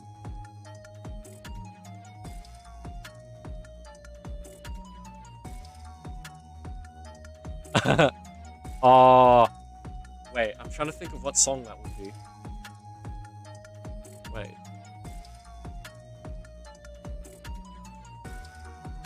I'm curious now. What song would Autobot censor? pulling up my Spotify now.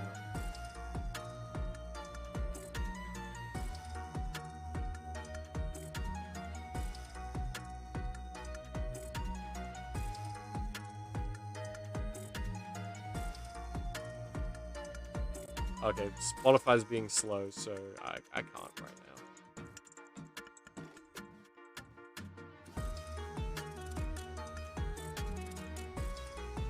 Oh, okay, yeah. It let me allow it. Yeah, cool.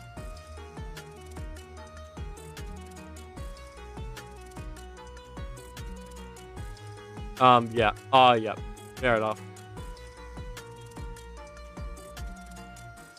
I'm trying to think, like, out of that album, which ones would be my favorites?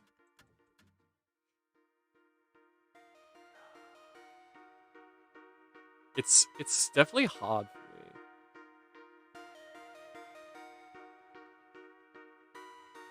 Yeah, also with picking these 9. Oh, I don't think I said the last one. The last one is The End of Control by Cherry Bomb. Out of these 9, I just happened to pick ones where I also generally like the cover art as well. I think they're all like really interesting in their own different ways.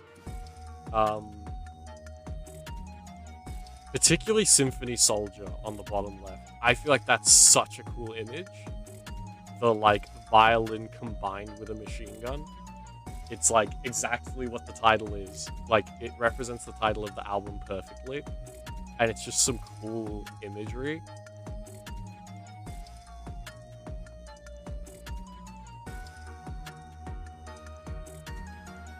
Yeah, I'm not sure if you saw on my Twitter, but like I only just discovered that the Pixie genre is a thing.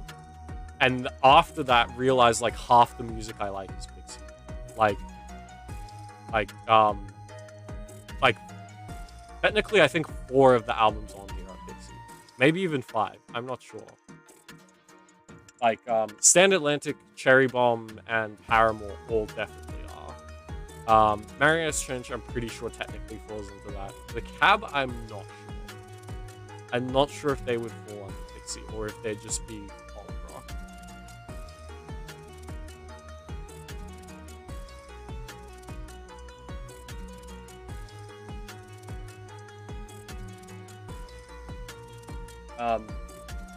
But yeah, as far as like, lost my train of thought there. As far as consistency goes, out of these albums, my favorite's probably Resurrection, Ascension's Newfound Glory on the top right. That album, literally the entire album is in my rock playlist. Like, I did not skip any of it. And closely followed by Riot. Riot also almost the entire album. Fear, very close to.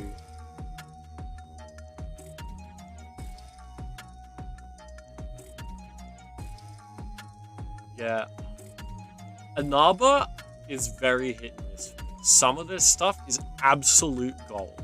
And the other stuff I just don't vibe with. And Cherry Bomb, I think, is super underrated. Like, which is, like, kind of fair enough, because Cherry Bomb doesn't exist anymore. Because, in case you don't know, Cherry Bomb is the precursor to Hey Violet. Basically, the original vocalist from Cherry Bomb got kicked out by their band members, replaced, and then they rebranded to Hey Violet.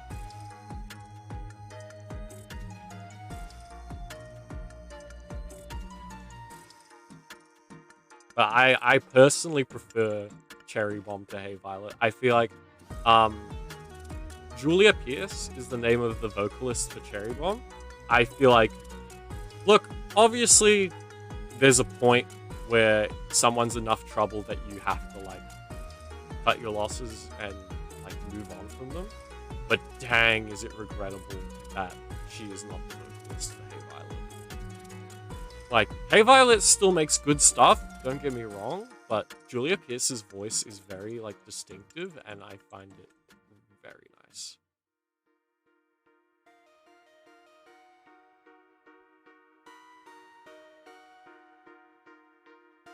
Yeah, so my music taste is very all over the place. Like, I think I forgot how many artists I have. I have a playlist that is literally just everything rock or rock adjacent that I listen to, and it's ridiculously long. It's so long I've had to split it into like sub playlists of like different like yeah, different vibes.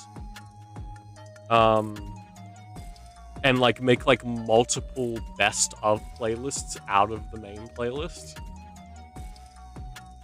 Um the like full playlist of just everything rock adjacent I have is 31 hours long. So, which is freaking insane when you think about it. Like, this thing is like my life's work.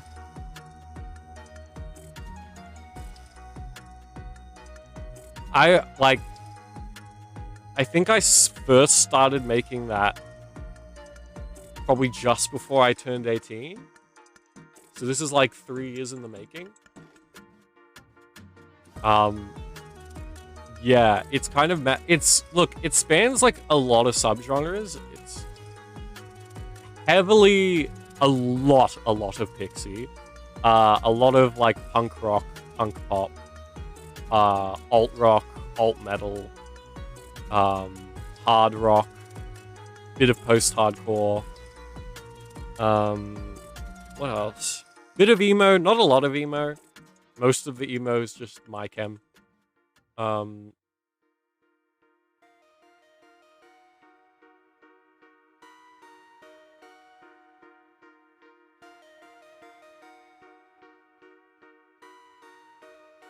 Sorry, one sec. Let's stretch real quick. Oh.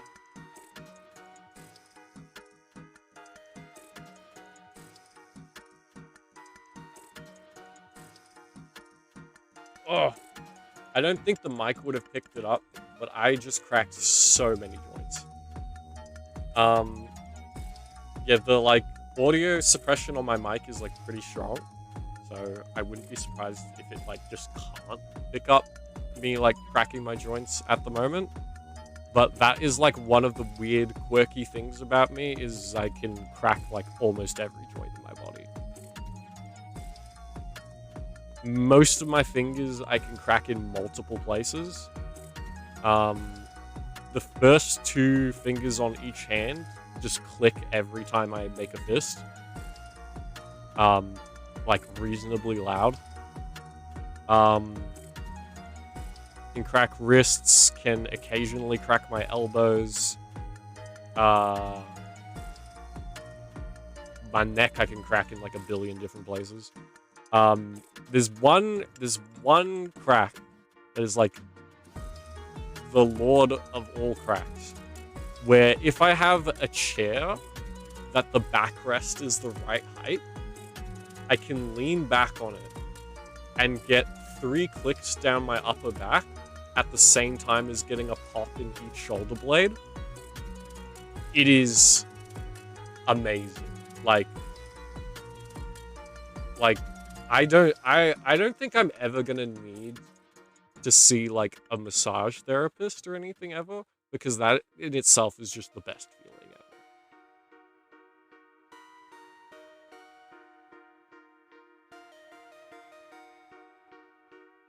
And then for some reason only my right knee cracks. I have like bad knees to begin with, so I try not to do that one unless I feel like some stiffness going on. So that one's like the forbidden crack. And then yeah, there's a lot. I'm a human popping candy is what I am.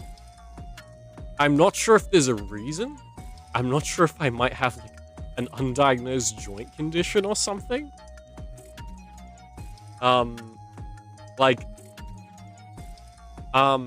I used to have an issue where, like, the spot where your jaw hinges used to, like, pop out occasionally. I think that was mostly just a growing thing, like when I was a teenager. But I had to like see chiropractor about it, because it was an issue. Um, yeah, sound like bubble wrap. Yeah, be a whole human percussion section.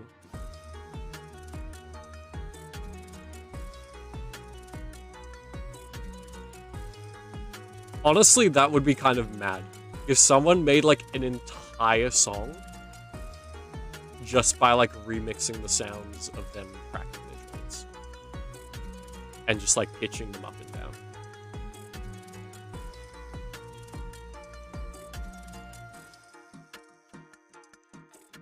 Oh, another really weird one is my ankles. Whenever like I just did it, if I take my weight off my ankles for any like significant amount of time, even if it's just like sitting down for an hour, as soon as I put weight on them again, they get a really thick like crunch.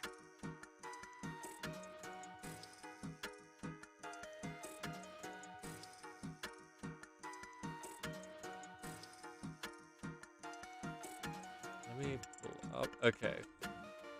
I'm pretty much done with my... Honestly, I don't have much to say on music, even though my, like, playlist, as I said before, is insanely long. I don't have a lot of strong opinions on music. Is like... Except for, like, some of the bands that are, like, my bible, like Paramore and stuff. There's not a lot of stuff about music I feel super strongly enough. I'm just like, oop. These guitars make me happy.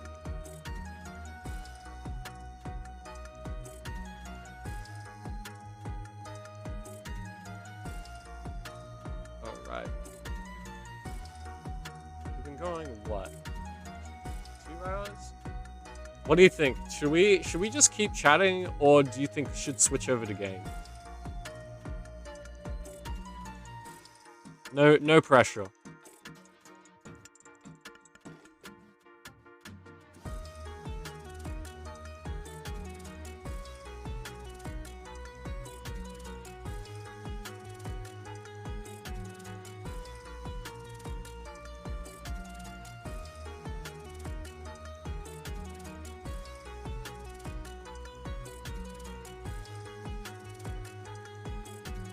You're good with anything? I might switch around to game, just like change things up, and we can save the other categories for... Actually, wait, no. No, there's some things that are obligatory, actually. There's some categories I'm fine with coming back to later. The animals category is required, so I will do that.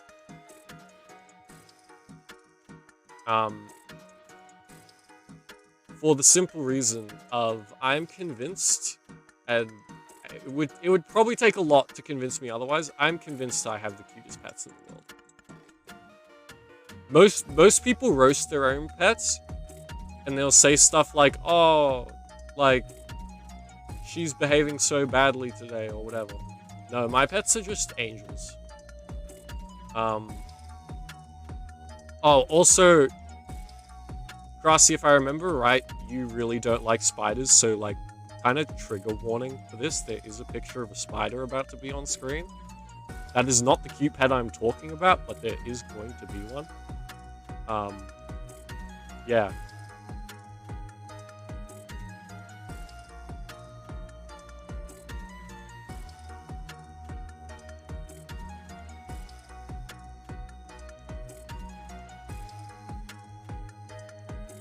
Okay, cool. I'm glad I'm not, like, gonna, like, yeah, trigger you. Because that's, like, my worst nightmare, is, like, showing something on stream without warning people, and then having someone have, like, a reaction to it.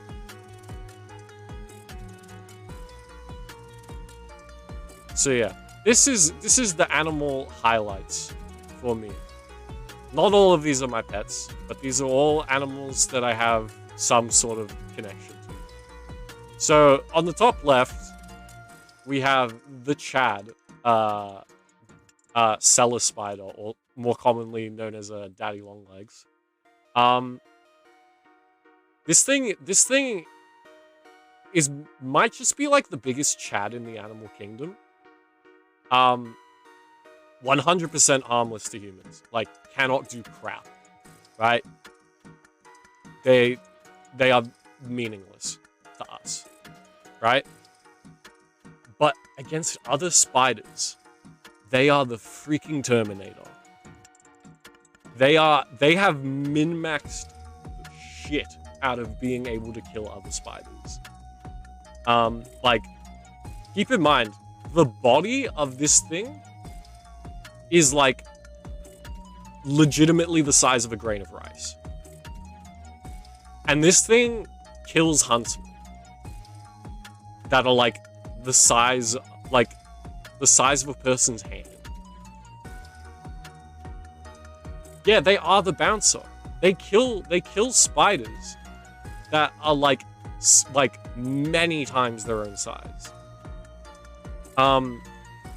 Like, daddy longlegs are so Chad that they will go onto other spiders' webs and kill them in their own web. Think about that for a moment. Spiders' entire survival strategy is based around how anything that touches their web will get caught and then they can eat it. Yeah. Daddy longlegs hunt other spiders. They don't wait. They don't wait for it to come to them. They go, they approach another spider's web, tap the edges of it to make it vibrate so that the other spider thinks they've caught something. And then they jump them. Basically. It's unbelievable. It's the biggest disrespect doing that to, like, a creature in your own kingdom. Like, it's like, I cannot begin to describe the respect I have for daddy longlegs. Like, I think there's like 2 of them in my bathroom right now. Because I see them there and I'm like, you're good. You're good, chief. It's like, I posted on Twitter like probably like a week ago. One of the daddy longlegs in my bathroom tried to crawl into my pants twice while I was on the toilet, and I still let it go. I was like, hey, I'll take it as a compliment, I guess. I decline, but thanks.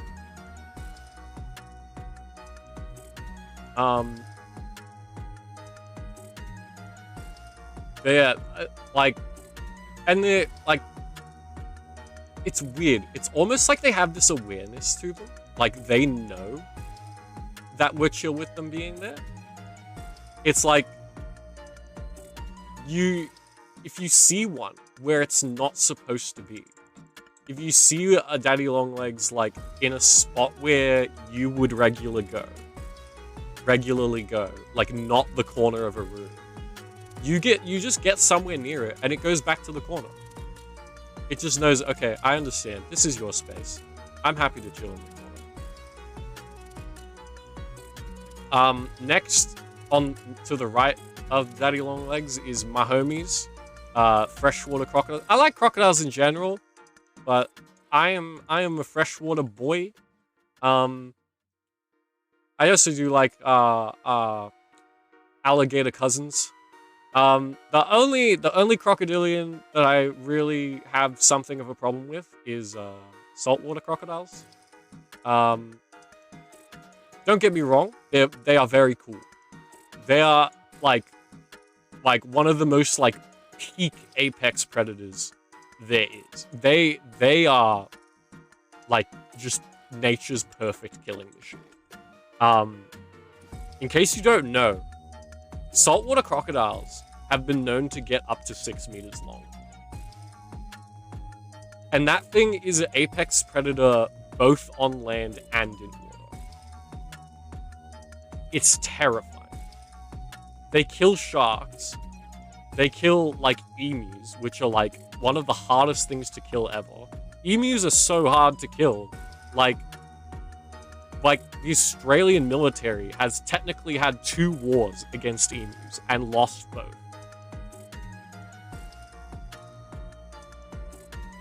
And crocodiles kill them like they're nothing.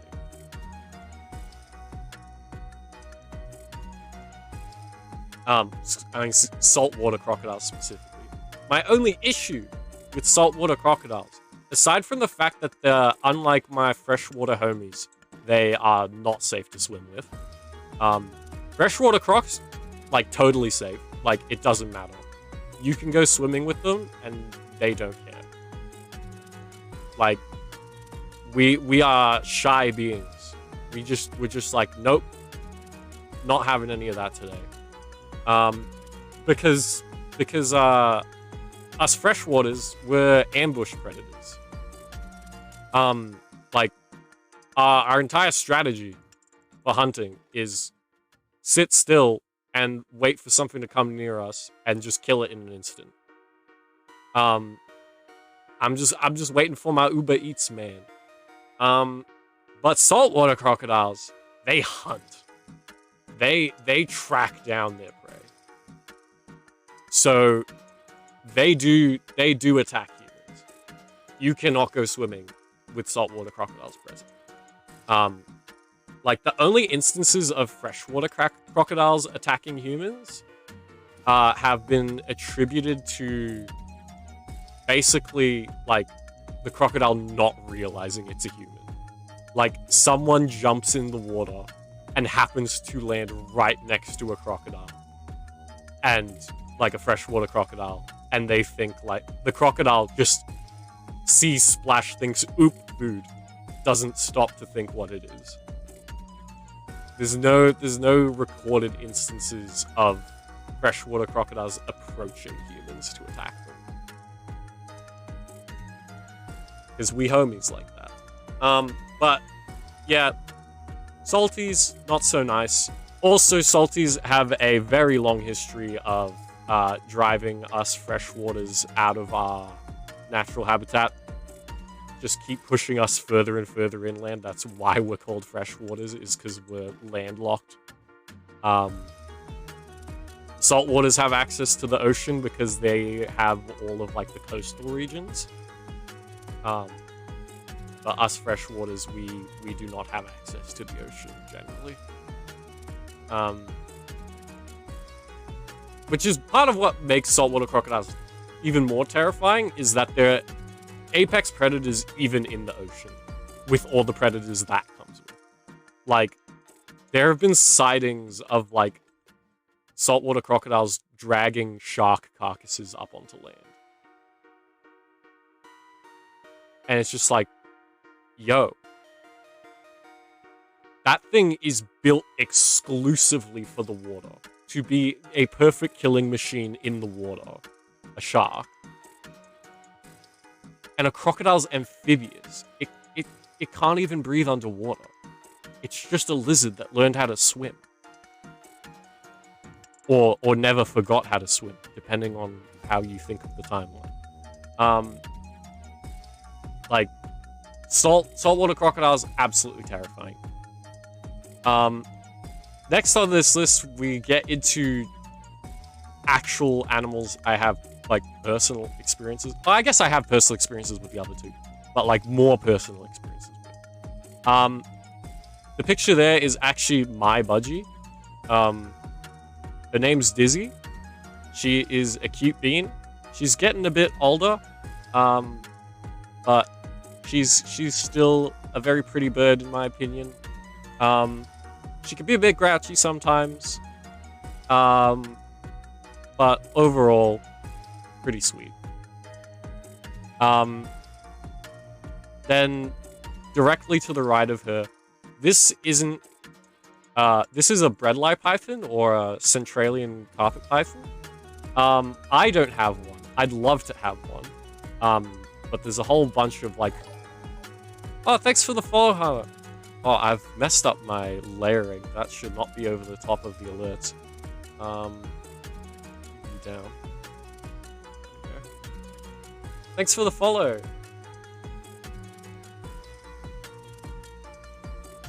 Hi, how's your day going?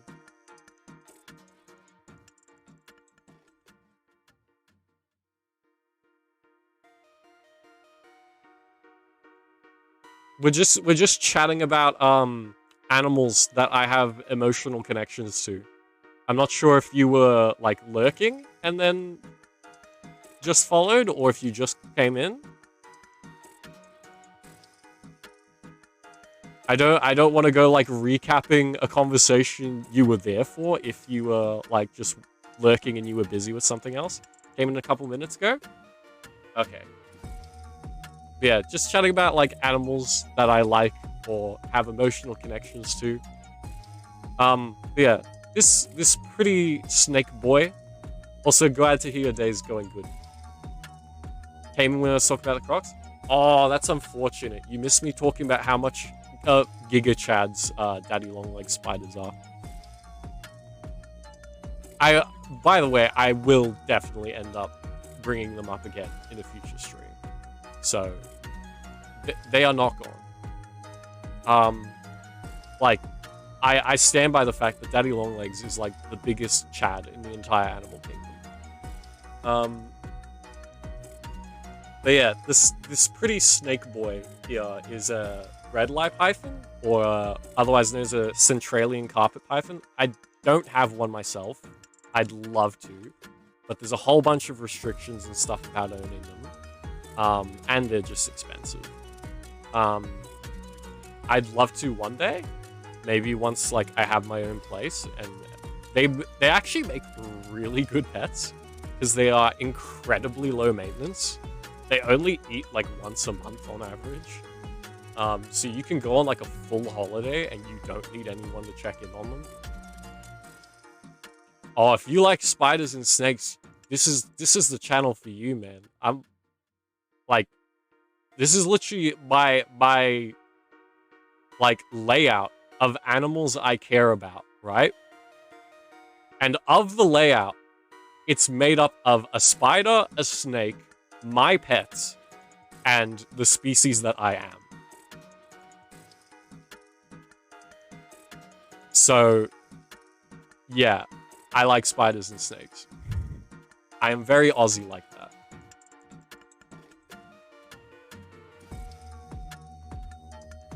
Creepies, not crawlies? Fair enough. Yeah, the reason I have this specific snake on here was because in high school, I was part of my high school's wildlife club, where basically we had a bunch of animals that we took care of at school. And the most interesting of which was easily the pythons we had, which, like, if you were part of... you used to have snakes? Oh, you still have 8? Northern skink. Can't say I'm familiar.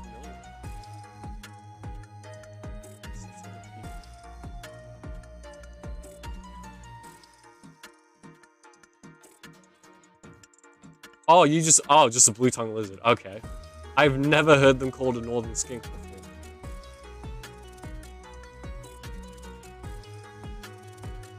Yeah.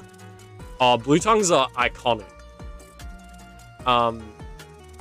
Like, I feel like they're one of the of bigger reptiles. Like, and by bigger, I mean, like, bigger than the size of your hand. They're one of the ones that, like, you can expect to like, just run into. Even in, like, fairly urban environments. Not, like, city, but, like, suburban. Yeah, I know.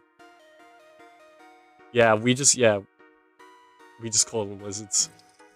It's all lizards here.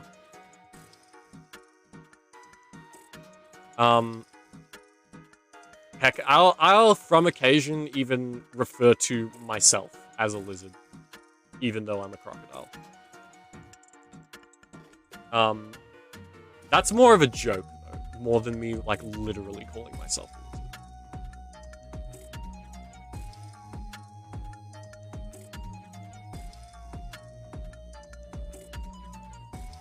Hey, there's nothing wrong. Like, every country has their issues, but like, you don't need to call yourself dirty American. Like, I personally have a lot of things about Australia I like. Like, pretty much can't imagine myself living anywhere else long term. Sorry, my tracking is going weird. It's like not picking up. Hello, hello? DC face, be nice to me, please. Huh. Yeah, that should do it. Yeah, cool. Don't know why it switched that off. I must have accidentally hit the hotkey. But yeah, basically the Wildlife Club had a bredli python. And it was a big sweetie. Like if you were part of the Wildlife Club, you had to sign a waiver, like get your parents to sign a waiver to be able to handle the python. Which I found hilarious. Because that python was the sweetest animal in the entire club. Literally any other animal there would bite you if given the chance. The frogs would bite you. The lizards would bite you. The fish would bite you. The turtles would bite you. But not the python.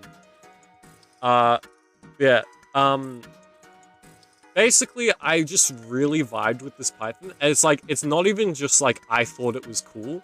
I was like genuinely attached to it. Like I considered it like my own pet. Like I would take it out from the like tank and just like take it outside and it would like sleep on me while sunbaking.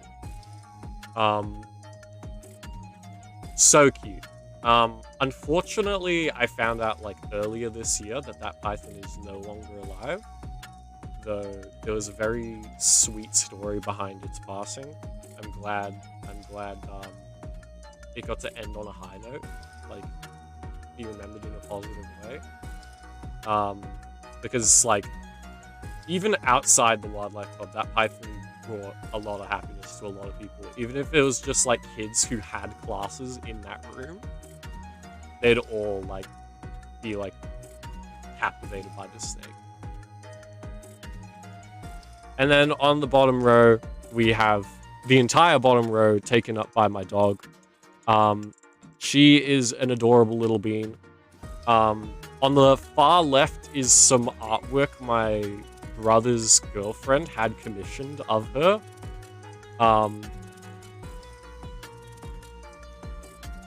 Yeah, Coleman, turtle bites hurt. Turtles have strong jaws. They can do some like, obviously there's like turtles that are certain types of turtles that are specifically known for their bite, like snapping turtles. But people, I feel like, underestimate the bite force of just like turtles in general. Yes, the pupper is very cute. I'm convinced I have the best dog. Like, I could probably write an essay about why I have the best dog. Yeah, she's very distinctive look, very, very big ears. And she can't seem to decide what animal she is. Because, like, obviously she's a dog. But she behaves, like, a lot like a cat. Like, she's very chill. Like, just come sit on your lap, curl up, or, like, just chill on the couch. Yeah, she's so good at, like...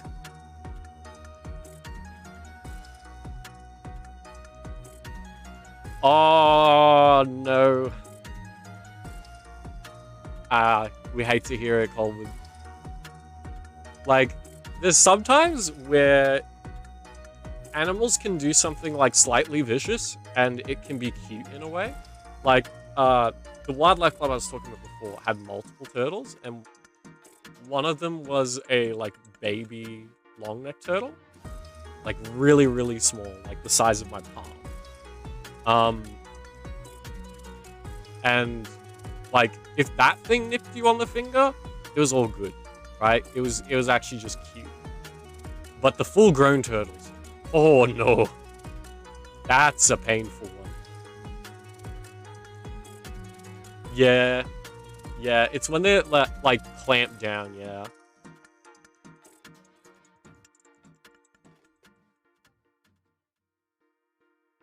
But yeah, my dog, I'm absolutely in love with her. I harass her a lot. Like, she does not appreciate the level of attention I give her. Basically, she's a tsundere. She loves the attention. She doesn't act like she loves the attention. Like, if I start ignoring her, then she'll be, like, jumping up on me, trying to be like, yo, what's wrong? But as soon as I'm, like, showing her affection, she's like, it'll go away. So yes, I have tsundere puppy. But she's very good at, like, reading the vibe. Like, if you're being chill, she won't, like, demand your attention normally, unless I'm kind of contradicting myself, and I don't know how to word it right.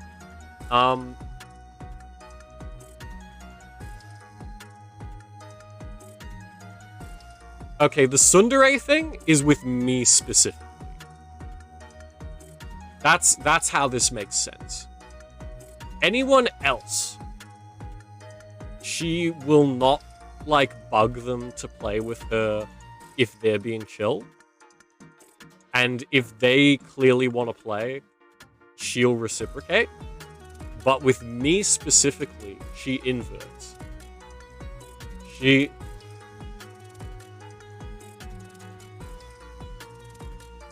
Oh, thank you, Hana. I hope you enjoyed your time here. Hope you have a good rest of the day or night. I don't know what time zone you're in. Happy time zone. Oh, thank you so much.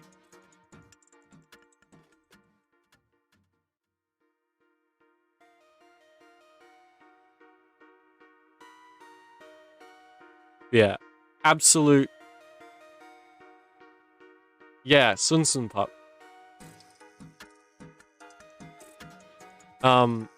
Yeah. Like, it's funny, because I can tell she's, like, self-aware of it in a way. It's weird. Like, if I just, like, start ignoring her, sometimes she'll, like, try and get my attention a little bit more. But she'll, like, try and, like, push the limit of, like... It's like Kaguya-sama, right? She wants me to initiate so that she can reject me. Right? She's like, I'll do it if I'm really ignoring her, she'll come get my attention. But, like, she clearly doesn't want to have to do that.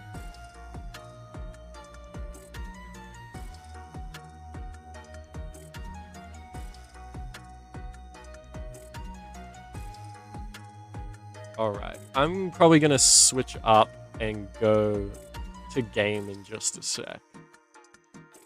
So I will pull up the game. Just gonna make sure.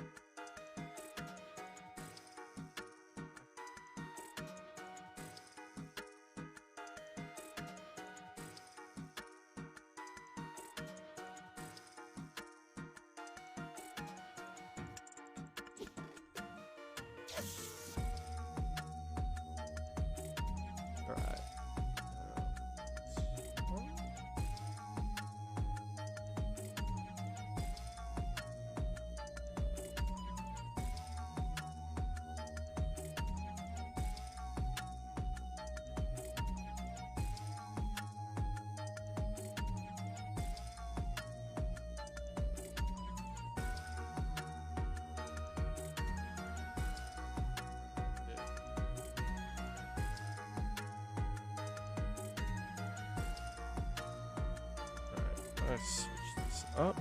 Ooh, you're not working. I have it. Ah, there we go. Sweet. What window did you?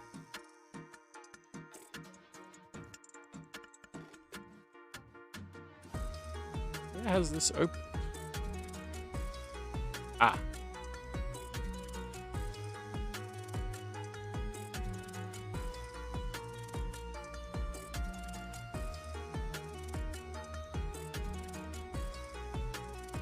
Alright, I'm gonna turn down the background.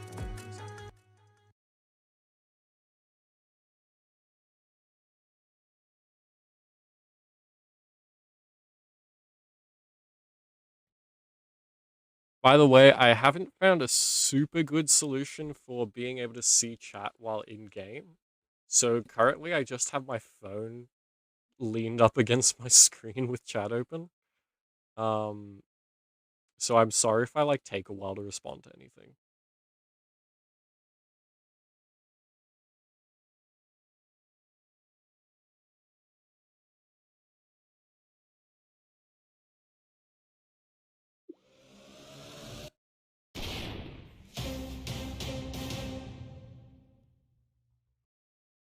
Yeah, it's been so long since I've touched this game. Like, the entire main menu's different to what I remember. I did open this up just to, like, check that it runs good while I've got my avatar open. Oh, also, if you notice anything weird going on with my avatar, please do let me know, because I can't see it at the moment. Alright, single player. I'm excited for the story mode, because the story mode wasn't finished when I played this. So I think I played the first chapter back when the game was like what was it, early access? Um, but beyond that, I don't really know what's going on. Difficulty. This game is one where you die a fair bit anyway. So I think I'm just gonna stick with normal for now. If it feels particularly easy, I might change it up. Randolph I Lawson. I love this feature that every time you start a game, More facts. oh, it's cannot experience the emotion chill snip Wow. Incapable of chill snip. completely. wait, what? Okay, sorry, what? Okay, first of all, that music is too loud.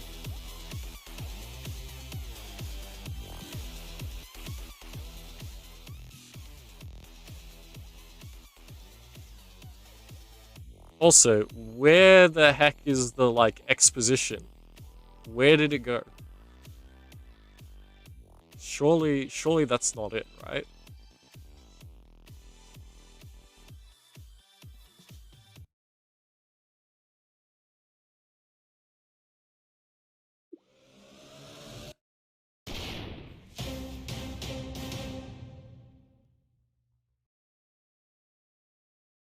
Because I did notice from that they have, like, made, like, a Christmas update for this. I didn't even know about that. But, let me start.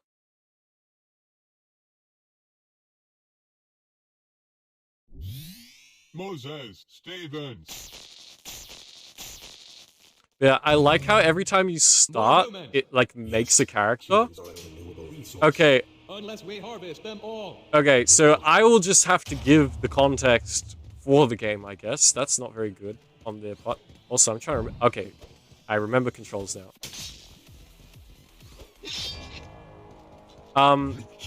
So basic context is basically the robot uprising has occurred, right? Humanity has been usurped by robots. And what the robots... Please return to the elevator. Yes.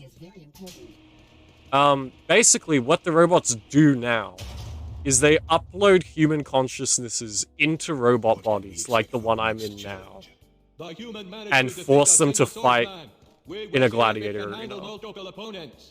This should be interesting. How's the audio balance for you guys? Is the game too loud or too soft? Okay.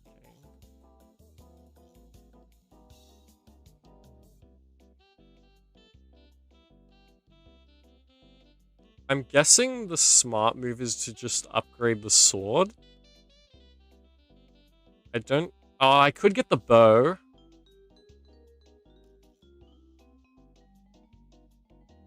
So the fire sword... So this game, the combat in this game works a little bit funky. So basically whenever your sword touches any of the like little pixel sections on the enemy, it disconnects those from their body. And then there's certain spots that are like considered vitals where if you hit those, they die. What the fire sword does is it basically makes the pixels that you touched break the ones adjacent to them as well, slowly. So it makes the damage spread across the enemy. So pretty much if you hit them, they'll die eventually. So I'm thinking that. Or maybe the... Yeah, I'm thinking that.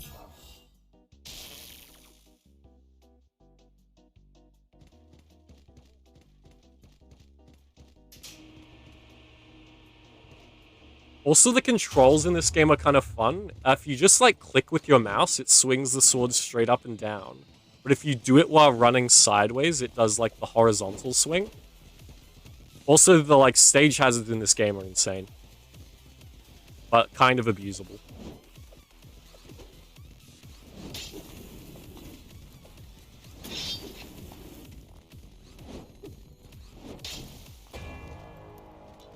Victory. Very nice. I like this contestant. Let's hope it does not die horribly in the next battle. Also, one of the things I love about this game is every death you go through is canon. Analysis bot. What do you Like, think of if you those? die, They are a great choice for killing humans. you start again as another Let's character. see if they hit this one. I think block projectiles is probably a good idea. I don't remember whether I have to swing to block stuff or whether it just does it. I'll test with you. Run straight at you. Nope. Okay. That's one way to learn. Poor human, we hardly knew you. Nor did we wish to know you. Well, rip. First death. Nicholas Kemp. Nicholas Kemp, the Packer. Oh yeah, he's packing all right. You bet. Analysis bot. Why don't we download human minds into robots? It is more efficient than transporting their bodies. I see. It also gives them a chance to not die instantly.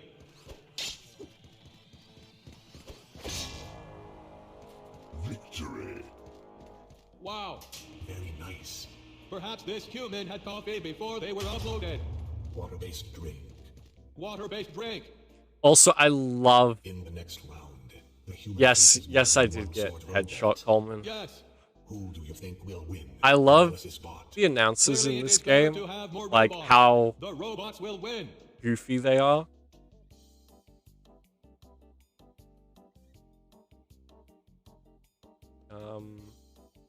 I don't know, is it... I might try the bow. See how... I don't know, is it 2 to switch the bow? 2 to equip bow, okay. I'll try this, because I remember this stage is all swordsmen, so maybe I can just pick 1 or 2 off before they even get near me.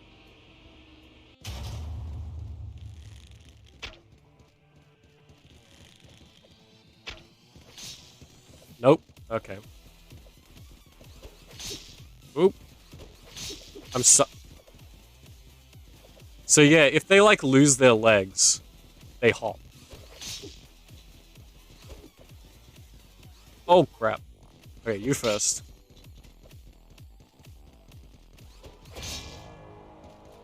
Victory. Boom. Oh, thanks, Grassy. No worries, man. Good. I hope you have a productful. It would be what time would it be for you? It's like night. For our next next I More hope you have a productive night. I look forward to. It will be I might not be able to make it for. for the wrestling stream tomorrow, or I might only be able to drop in for a little bit because I do have plans tomorrow. But I hope to at least see some of it, or if not, I guess I'll have to wait like what, a week and watch the VOD.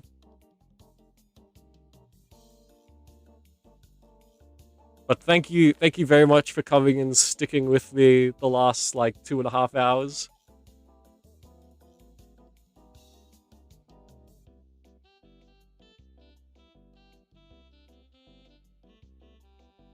Okay, I am gonna go for the fire sword. That did seem helpful. It felt like.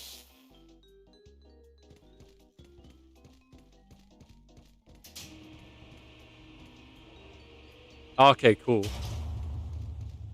Yeah, see you, man.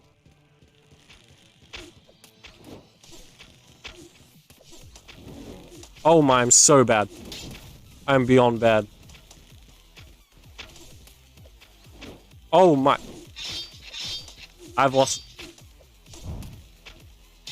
I didn't actually realize it was possible for the player to lose a leg. This is an issue. Yeah, that was like a death sentence from the moment I lost my leg. Lionel Townsend. Government licensing official. Analysis bot. Do you think this human will do better? I The love body that is the they, same. like, The mind is gave new. them Christmas If this outfits. mind knows how to fight, it might succeed. We shall see. Oh, I forgot that they can do that, that they can, like, parry. Victory. This human is doing well. Very much like a robot. Yeah, this is why I picked normal difficulty. No, It doesn't take not much enough. to get you killed. Analysis bot. What upgrade is the best to tackle the next challenge? When you are surrounded by robots with swords, you need to not get hit by their attacks. I'll try the Blocking kick. or kicking is very effective against sword robots. We will see what the human chooses. I'll try the kick. The announcer said it was good. Right click to click. Okay, cool.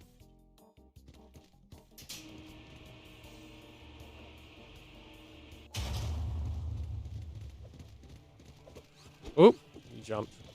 That's the thing that makes this... What? I hit him in the head! He didn't die.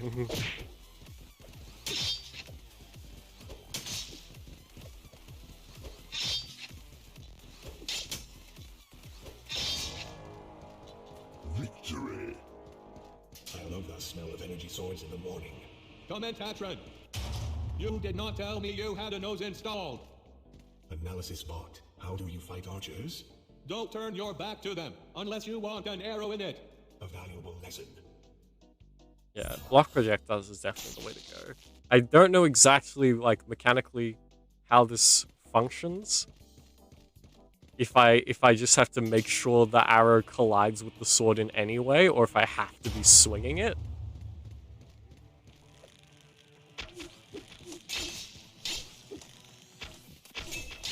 Okay, I don't have to be swinging it, confirmed.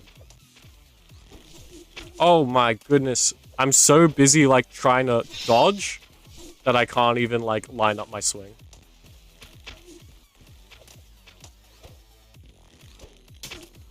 Oh my goodness, I am so unco. Okay, he's gonna die anyway. He's in the blades. Okay, and you're fine. Victory. Amazing. Perhaps this human was a professional video gamer. Oh, you hear that, guys? I'm a pro now. You guys supporting my gaming career? Both archers and sword robots. Do not turn your back on the archers. Which, by the way, is It not only the takes intent one arrow of me to kill streaming you. at all. Good Like, advice for the human. hey, if I could make money doing this, great. But that's I'm wanting to do it more as a hobby.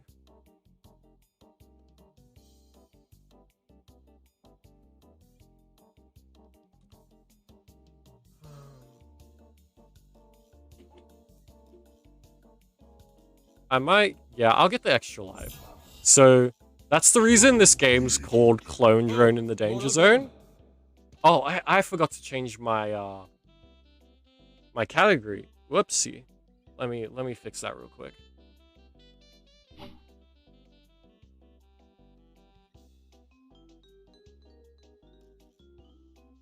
Whoopsie, whoopsie.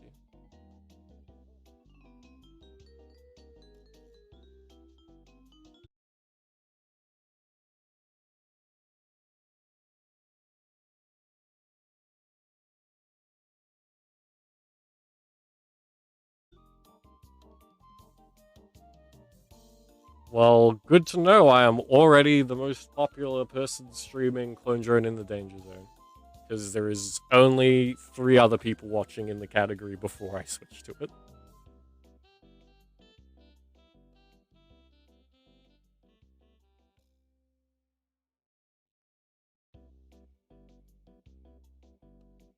Let me get you guys back up so I can actually...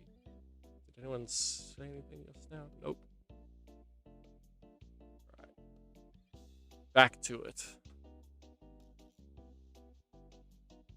But yeah, that's the reason the game's called Clone Drone in the Danger Zone, is that you can spend one of your upgrade points to make a clone of yourself that functions as an extra life.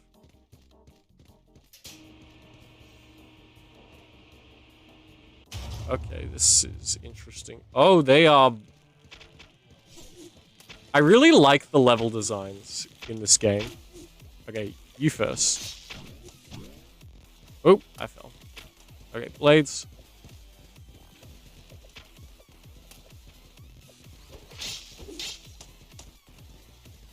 Okay, Archer is a problem.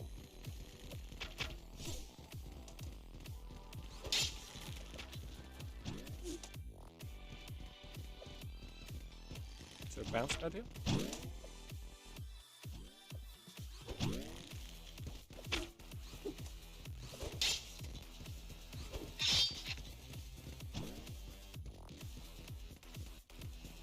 Where's that last guy? There he is. Victory. The human didn't die. I was pretty sure it was going to die.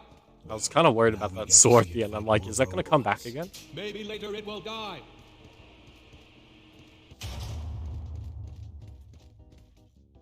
For our next challenge, we have a special guest. Who is it?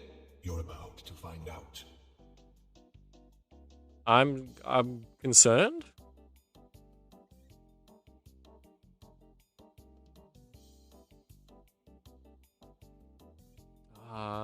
Flame sword.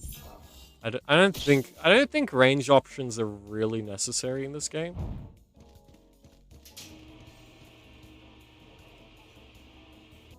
Look to the sky. The Emperor arrives. Ah. Superhero Fellow landing. robots, we have captured the few humans bold enough to venture into our space. But it is not enough. Billions of their minds remain, waiting to be harvested. Soon our fleet will arrive at the closest human outpost.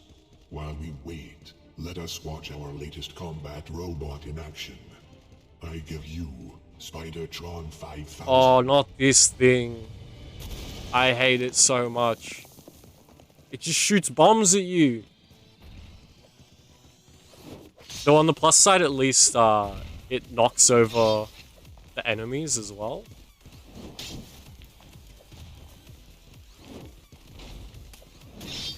Oh, no, no, no, no, no, no, no.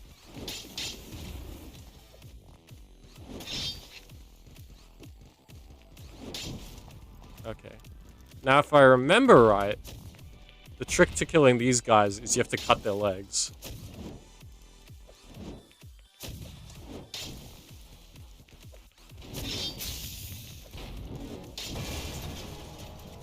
Victory. Victory. Yes. The next fight will not Yeah, be sweet. Slice did.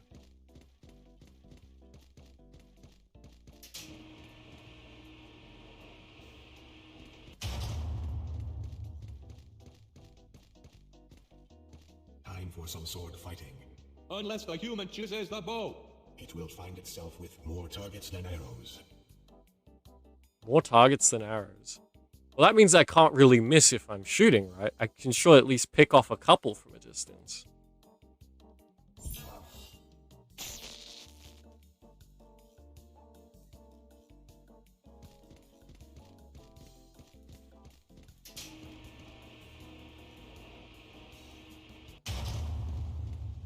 They're gonna come through the...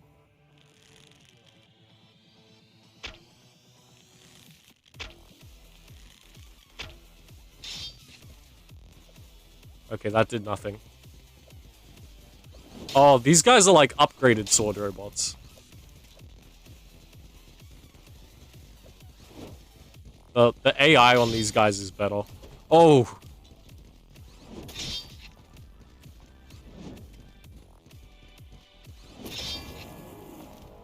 Victory. Port A. Countless more robots await. You must be thrilled.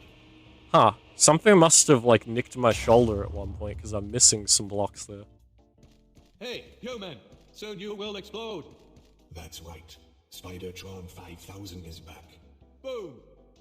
Rick Spidertron 5000. We don't like it.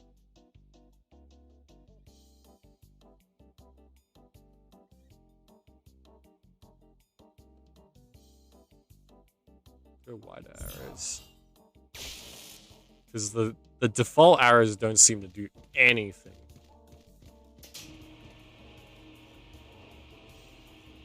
Two of them. Can I snipe it?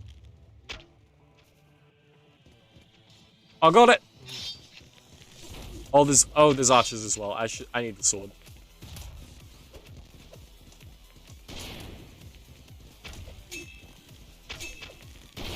Oh, crap. I am lucky I fell over on the hill. Hi, Muzzletov. I'm like fighting for my life currently. I'm lucky that I got knocked over on the hill, because otherwise those guys would have just executed. Oh. Okay. Oh, frick. I'm gonna have to use my extra life. Hopefully I can kill some of these guys first. Because, yeah. I'm in trouble. Yeah. It's a good thing I have an extra life. Clone activated.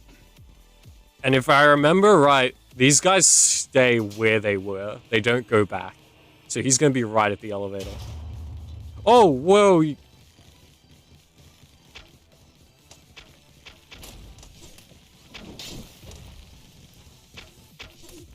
now that he's limping.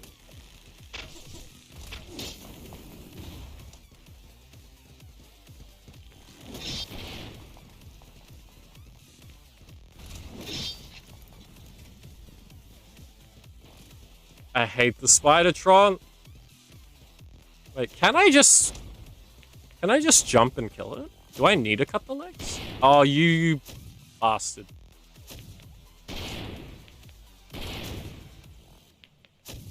See, this is why I hate him. When did I lose my leg? What the? Victory. You're joking. Spidertron 5000. It is a nail biter. Now I'm fighting with one leg. Oh, it's painful slow. Well, I know I need a clone because I can't beat the whole game with one leg.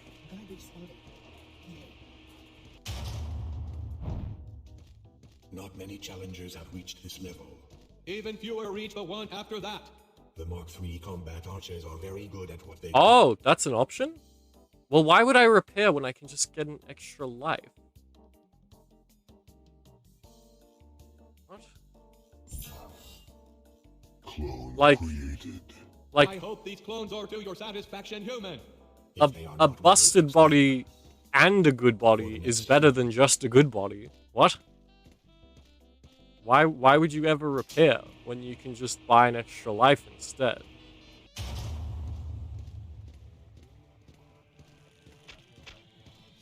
Archers who actually... Oh, wait, no. I know what these are. They have bows and swords. I'm terrified.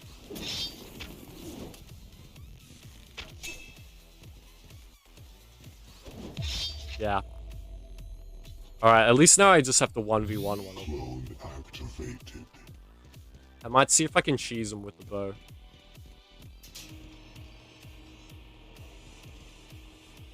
Where'd he go?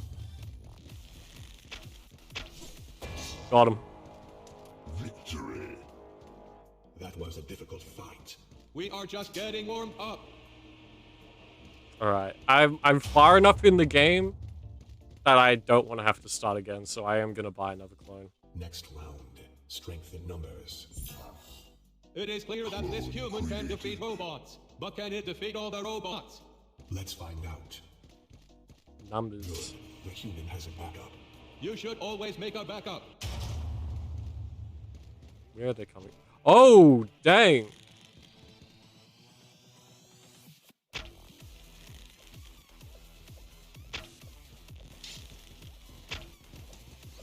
Oh crap, crap, crap, crap. I should've moved from here. I should've. Oh, I got one of them. Nice. Yeah, I shouldn't have let myself get cornered near the elevator. None of them have bows, so I could just kind of... Oh, crap.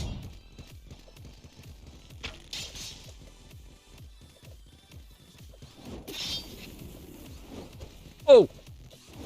I hate when the...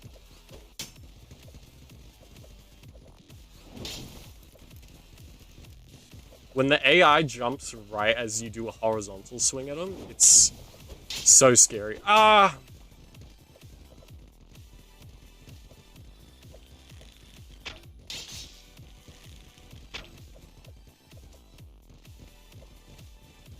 Okay, I gotta remember that the bow uses the same energy as the boost.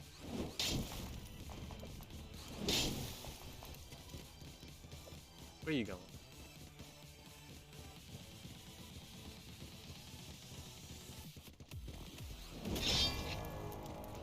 Victory. Very nice. All the swordsmen died. The next battle is going to be very interesting.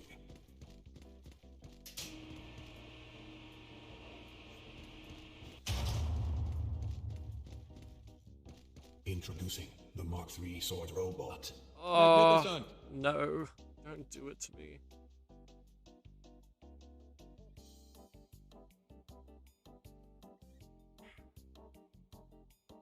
I'm kind of tempted to get the get up.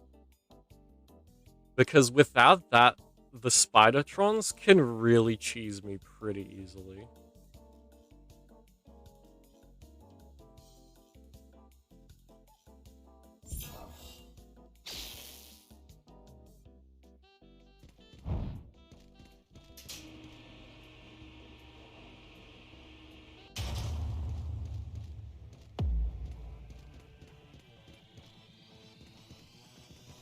Alright, this guy's good. Oh! These guys terrify me. Like, the AI on them is actually good.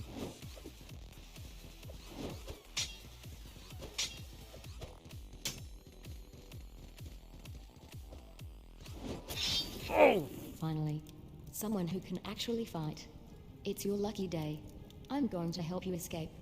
In a few moments, the garbage doors will open. Hey! When they do, I'm going to lower the force field, and you're going to run through them. Run, and don't stop. Thank you, Ready? Aussie Here we computer go. lady.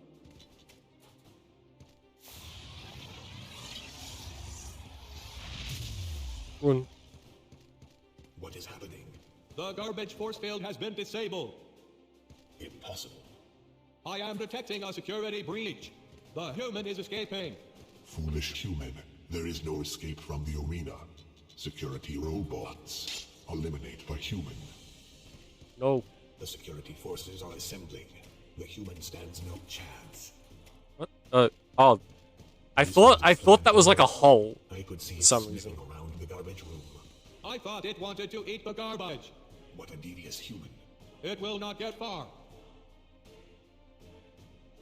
I think it will get far. We have escaped.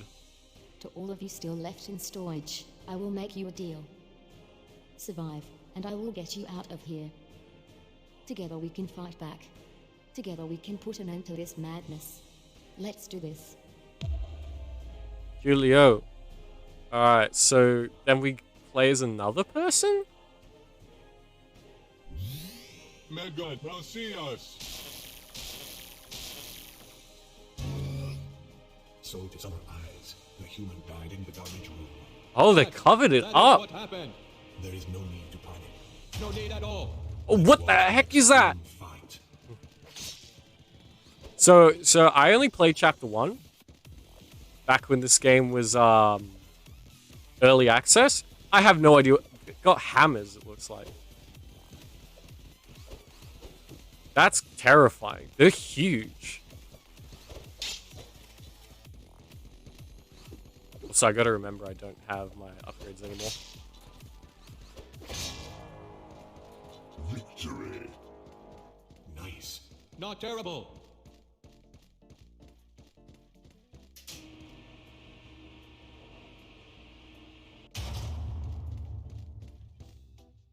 A swarm of sword robots has arrived.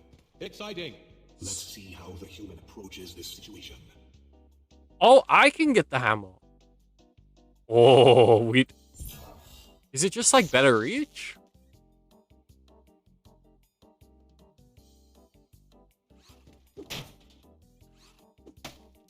Yeah, it looks like it's slower but better reach.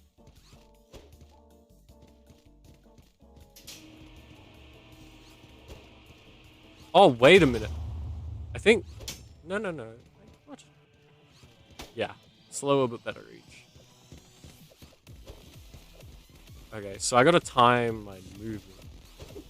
Oh, nope. Oh, that is satisfying. Thump.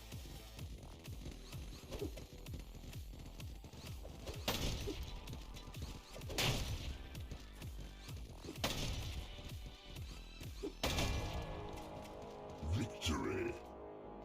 Victory. We Wait. are just getting started. My category should have changed to just to this game. I changed it before. Let me double check. Human, please return to the elevator. I pick up the garbage. Oops, We no. pick it up. Recycling is very important.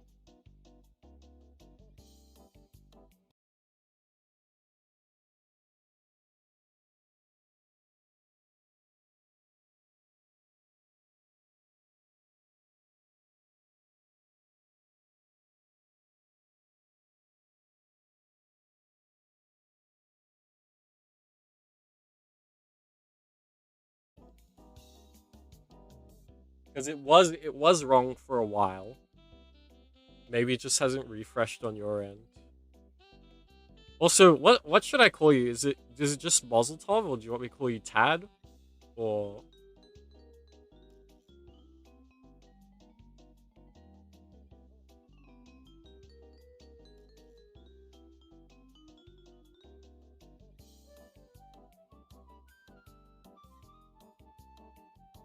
yeah, I got the bonk stick. Yes, Coleman.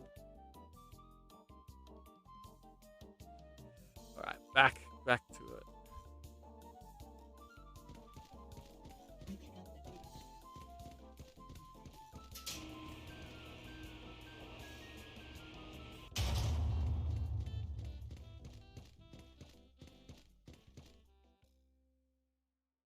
Spikes. Is I that likes. okay? What a poet you are. Oh, let's get big brain. If there's spikes, surely I can kick them into the spikes.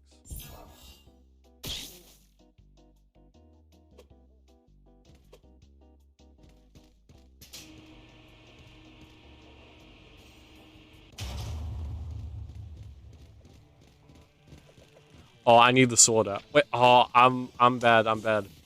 I should have got the deflect arrows by now. I'm a bit silly.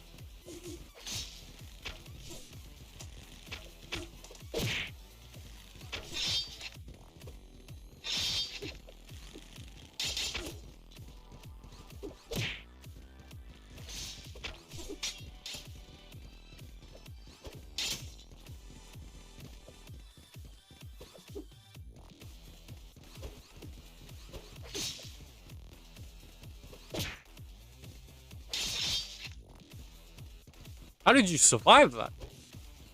You fell down in the spikes. Victory. Victory. Hooray. Wait, looking forward to the next Wait, level. I was correct with which? Mazel tov or Tad?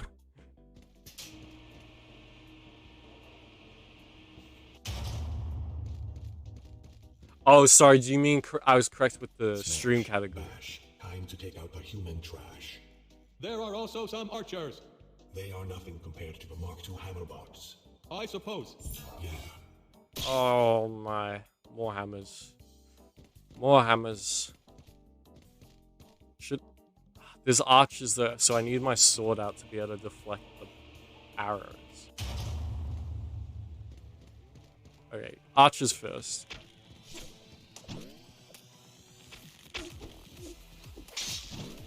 Chippy chop. I just saw him behind me in my peripherals. Oh no! Defeat. I was a deer in West headlights. on that Panama one. Human, a popular vacation destination likened to the afterlife. 4.5 stars. Would recommend. I didn't hear what he just said. I'm assuming it was a bad joke. Because that's this game's sense of humor, which I really like. Seth O'Donnell. Good thing he's a funeral It service will be happy now that attendant it's over. because yes, it's a he's great dressed in all black.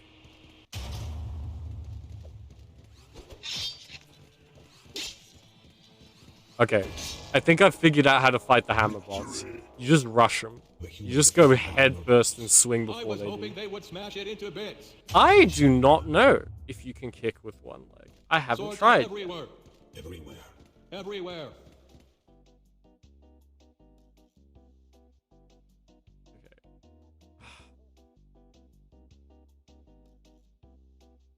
I'm gonna get hammer.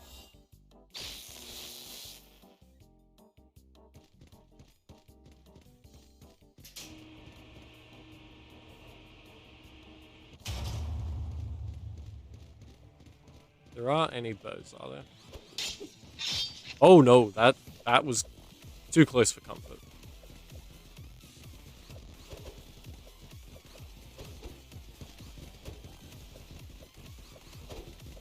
Okay. The hammer is a bit harder to use, I reckon, because you have to kind of like zone them. Oh.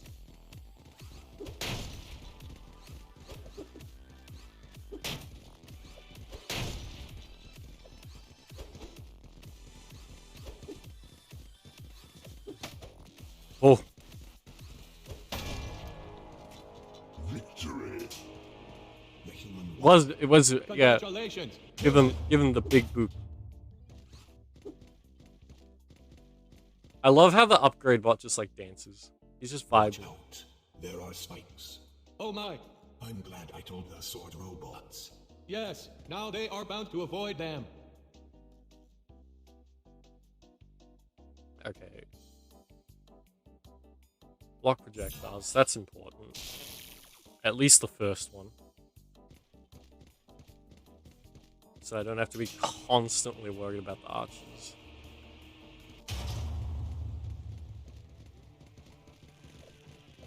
Wait, can I?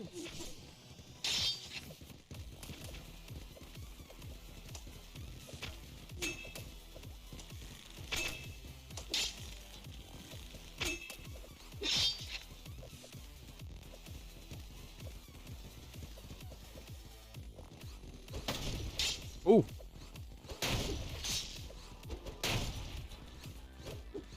Oh, I did not see that one behind me.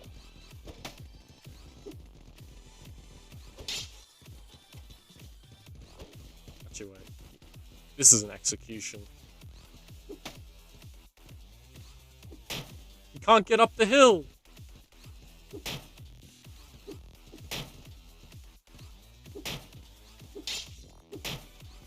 I almost died to that. Defeat. Another one bites the dust. Please comment, Tatran. They had a family.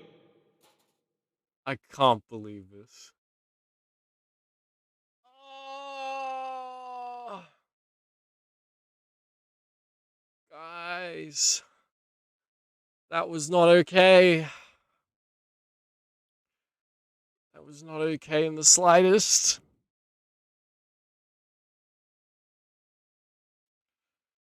Guys, I need help. I need some support, guys. Who is your favorite robot? Analysis bot. I like I robots that died to the analyzing things. one-legged guy who couldn't get up the Power hill. transmission.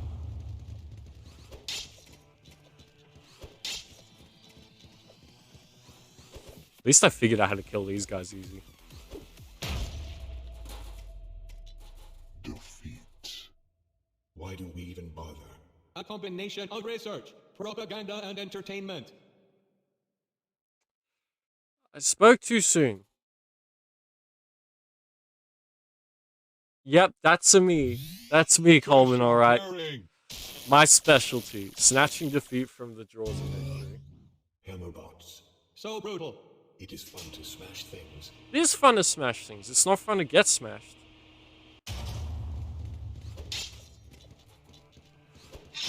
Speedrunning. You know what? I'm not even... No comment. No comment. No, gross. Oh, who is it? Oh, thank you for the follow. Human enters. I still don't know what to call you. Is it Tad or Moz or Mozeltov? The benefit of a robot body.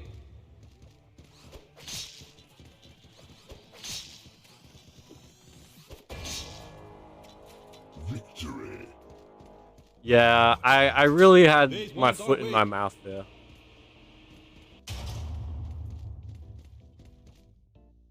How will the human die? Analysis bot. Slaughtered by sword robots. A classic.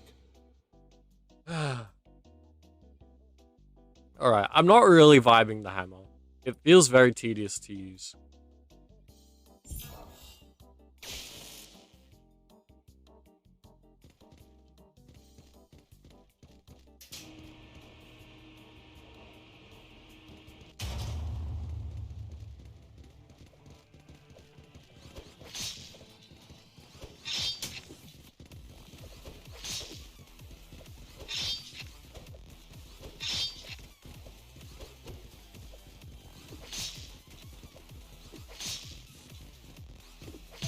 Oh my, I thought that one was dead already. I only cut his arm off. How inevitable. I must have hit like the very edge of his torso, so it didn't count as like a vital. Here we go again. An accurate statement. It is an accurate Master statement. of comments.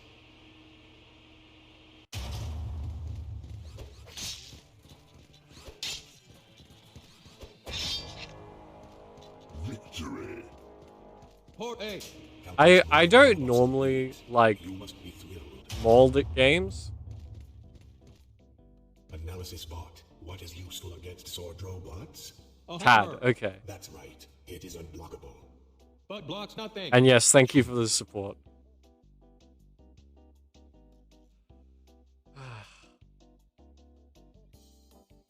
Alright. First.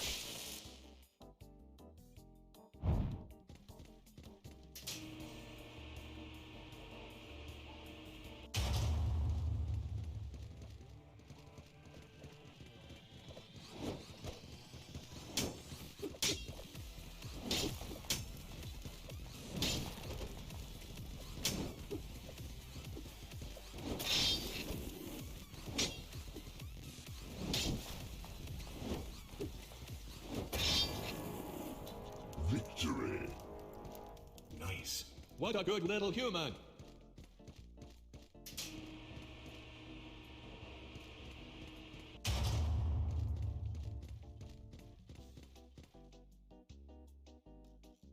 Okay, now get blocked. Can the human solve this simplistic puzzle?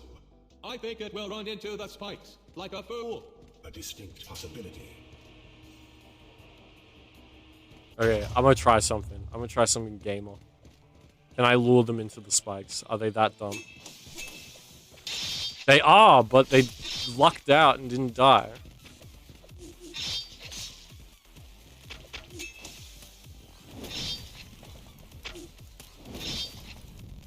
Oh, one of them did. One of them copped it to the spike.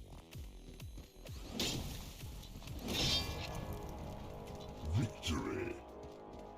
Spider-Tron 5000 will be back. It always comes back. Such a nice robot. Hey! My elevator. Spider-Tron 5000 Oh, yeah. is not Here come the Mark II hammer bots. is not a nice You robot. seem excited. Commentatron. I like a good hammer smashing. Great. Created. A prudent choice. Always with the prudent choices. These humans.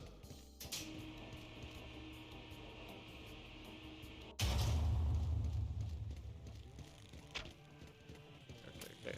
Archers first, archers first.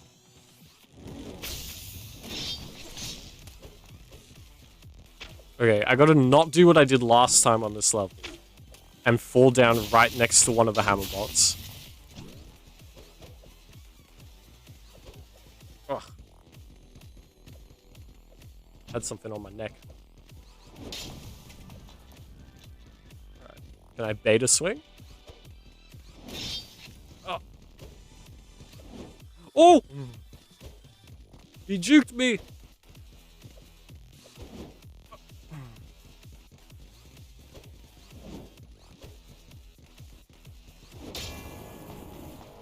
Victory. Okay, cool. This is You the have won. furthest I was I've made hoping it it so would die. far, There is and no I've got time. an extra life. Cool. Lamont Chambers. next fight Come will on, be at- Lamont, you're gonna make it all Yes, the way. the human stands no chance.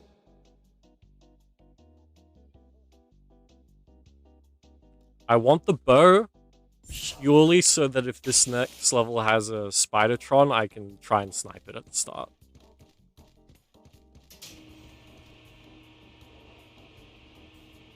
Our fleet has arrived at Centauri's station. Watch now as we harvest the last humans outside What are the they? solar They're system. yellow. Release the jetpack bots. Jetpack? Excuse me, what? Okay, that's kind of terrifying.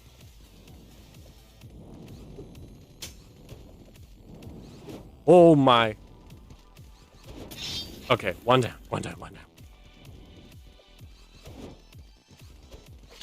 Ooh.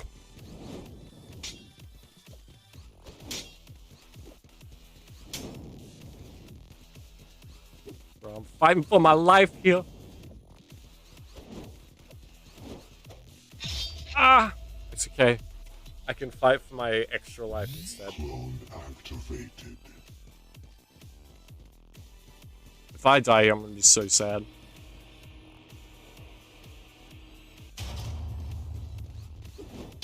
There we go. Victory. Impressive.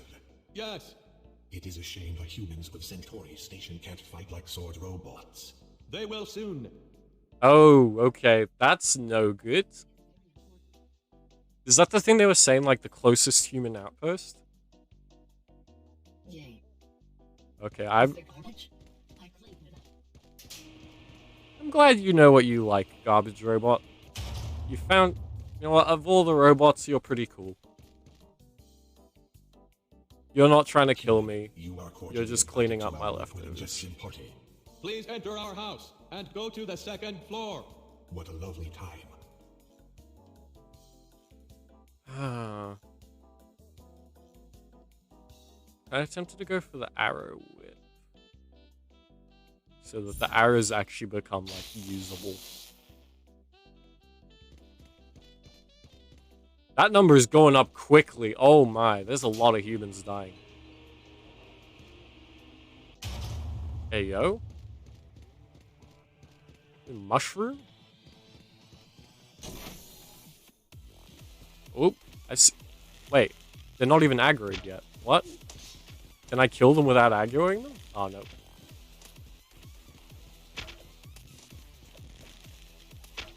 He's too smart.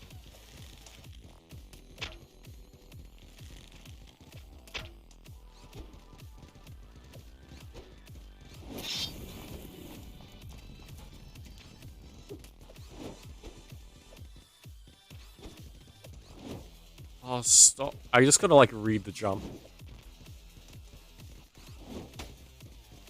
Okay. You're done.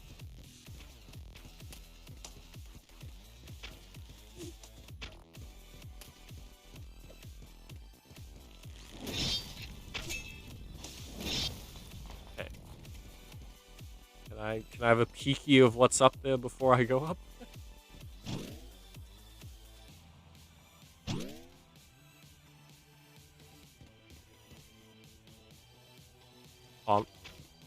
Oh no, accidentally aggroed.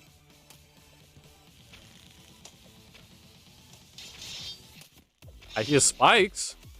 Did someone fall down? Oh, all sides, all sides, all sides. Okay. Bows first, always bows first.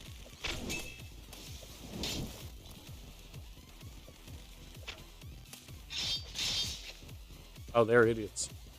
Good to know.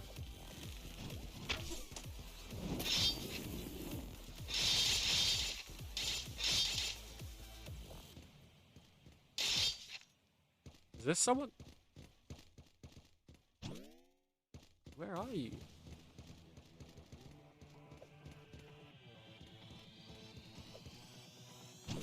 Whoa, okay, there they are.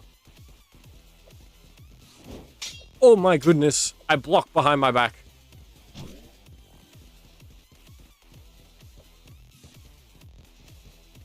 Oh, good on you, buddy.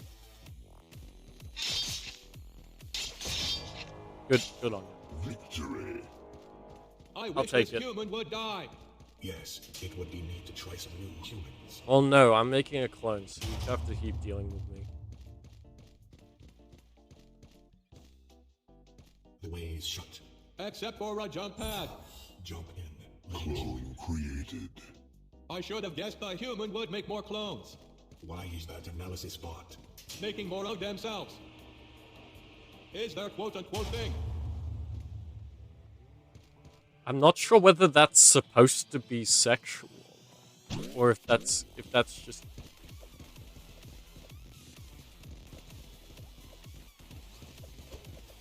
I do not like the mixture of different enemy types in here.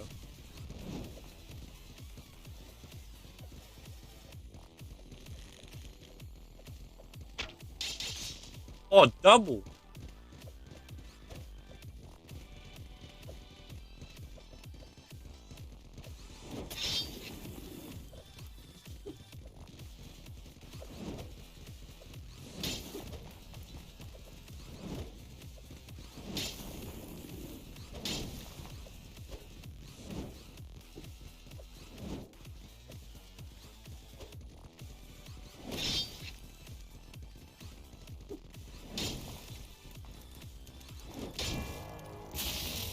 Victory.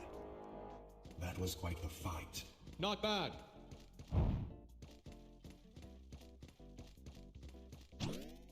Boy. Oh!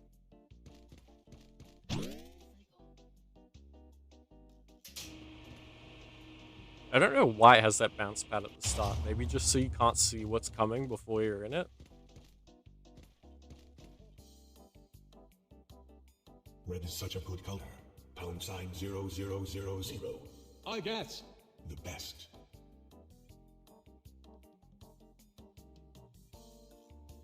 Sorry, one sec. I'm just gonna grab a drink real quick.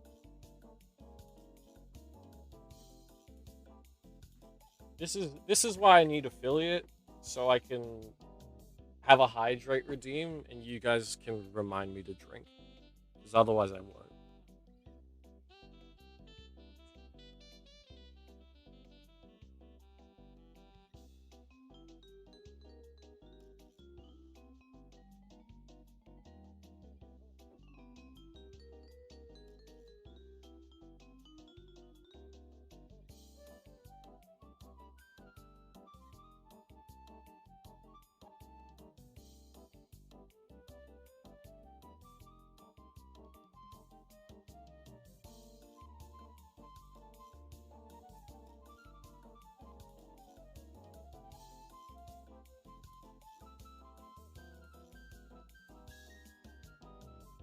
Oh, also, by the way, I forgot to mention before. If any of you guys have the better TTV extension, the emotes from that should work here.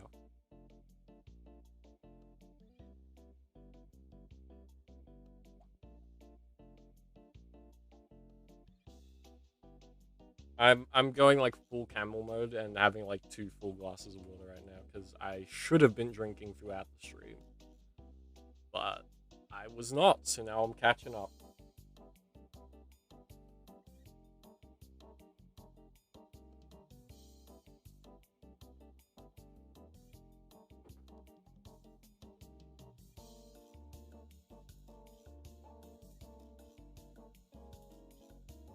Alright, let's get back to it.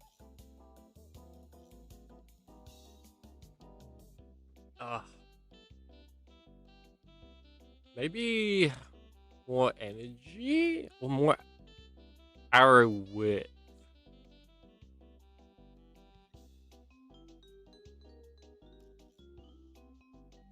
What? Why can't I get this? Oh, I need the energy upgrade first. Ah. Yeah, maybe I get the energy upgrade, then I go for this.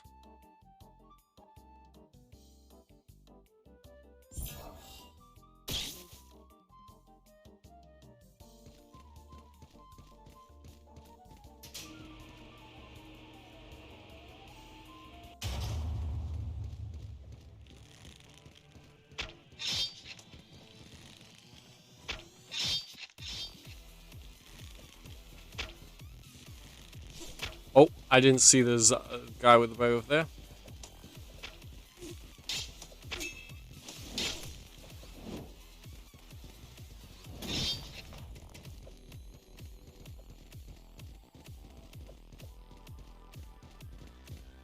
Maybe if I go over here, what are the chances that the saw blades get them? Ah. Oh!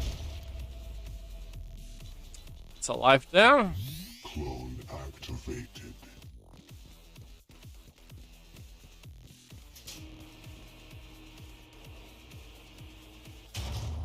There's a chance he just runs into the saw blade here, right? Oh, surely. Okay, I'm cheesing him.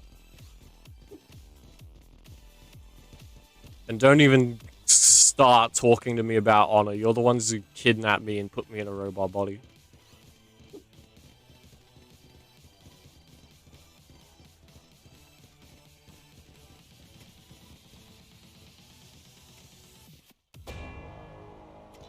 Victory. Oh. Look at the arena. I see a red. A beautiful sight.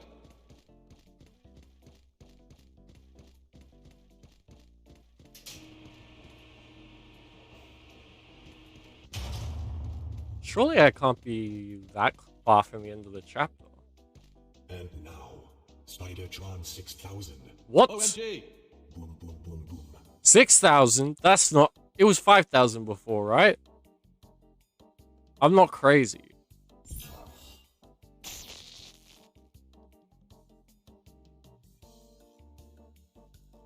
Wait, what?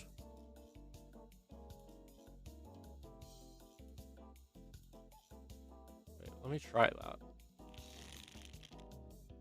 Oh!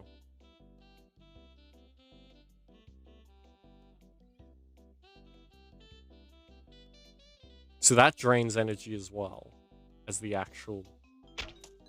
Drawing the bow drains energy, and then doing the slowed time thing drains energy even more. Okay.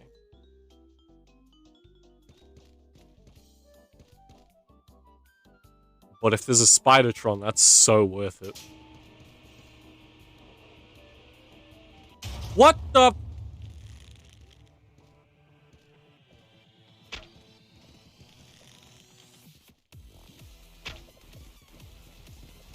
The human shot us. Really mature human. This Oh! one. I hit the announcers!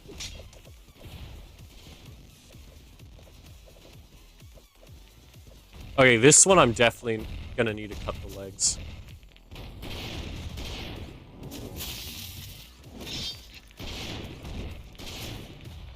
How many bombs is it making? Oh my goodness! Ah. Defeat. Yo, this thing looks This like... human had a strong start. This thing looks like Cancer incarnate. What the... Skyrim thing. What? What's that thing? I can't think of something from Skyrim that looks like that. Another contestant enters the arena. One contestant enters. Nobody leaves. Harsh. Here we go. I'm pretty sure that was the last round there. Surely. Because that thing was spitting out bombs so fast. Surely it's like the final boss of the chapter. But not enough like a robot. No, not enough. Now for some sword robots. What weapon will the human choose? We shall see.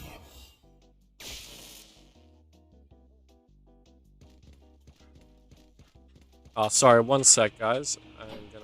I'm just getting a call.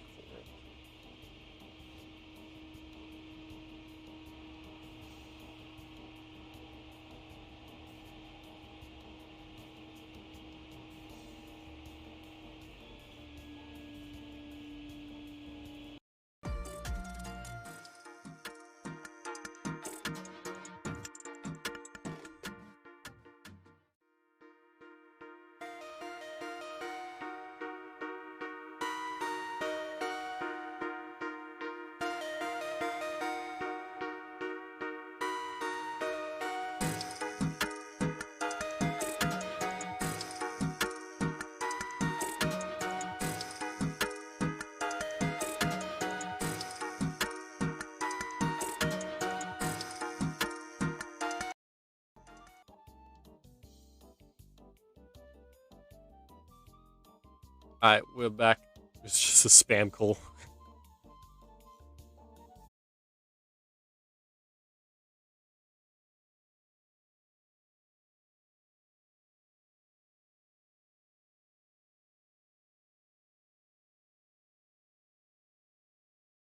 It's doing weird stuff.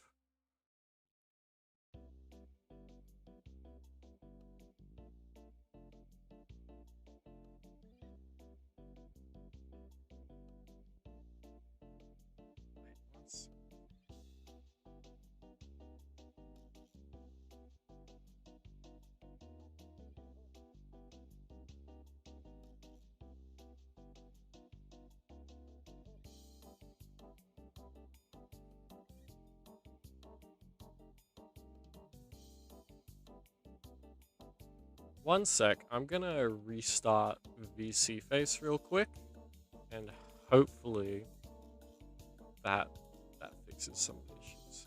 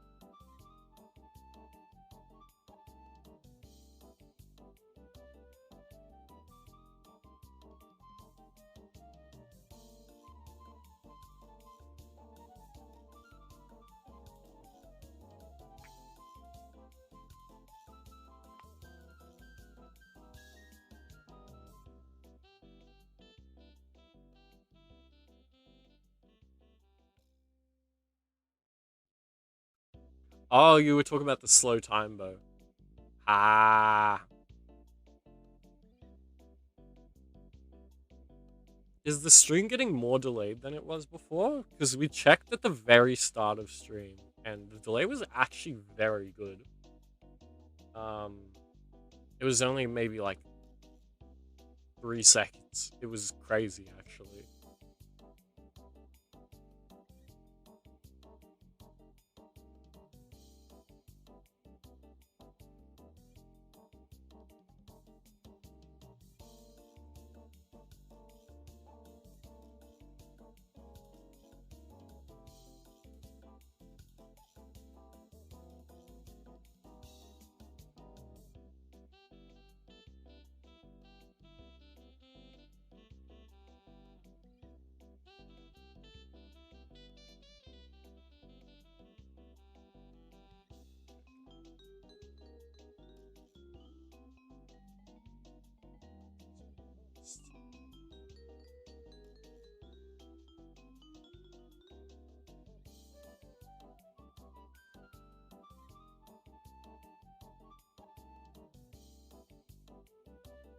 Oh, thank you, Tad.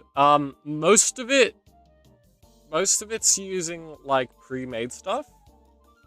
Um, the only things I can really take credit for are my model and my logo on the Just Chatting screen. Those were me. Everything else is just like free assets I managed to find.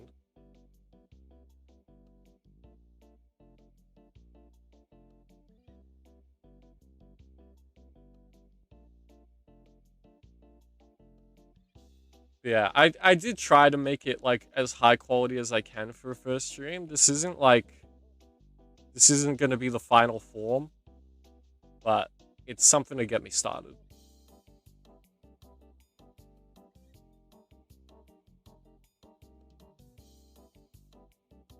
So it feels like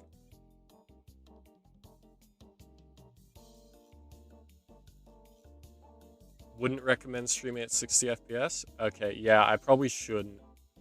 Next time I'll probably change it up. Um yeah, cuz my model is lagging just a little bit. Like when I move my head, the model's taking a while to catch up.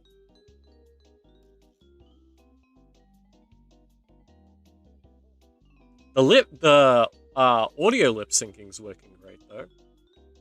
But the blinking and the head movement and the eye tracking are all lagging a bit. I'm really surprised by how good Vroid's lip syncing is. Like it looks pretty good.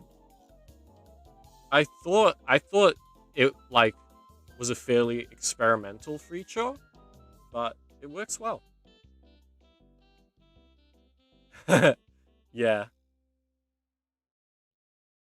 Oh, this is it. Oh, by the way, this isn't my final form either, hopefully.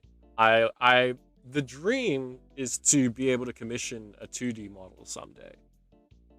Like, I love this model. I've poured my heart and soul into this model, but there are already things about the design I want to change that I myself can't do in VRoid.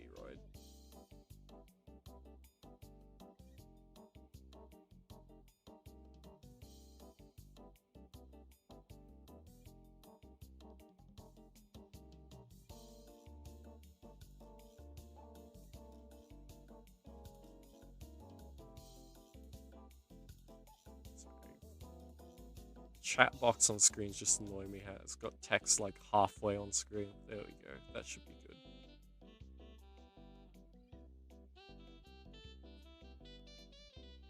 Okay. That's how to get.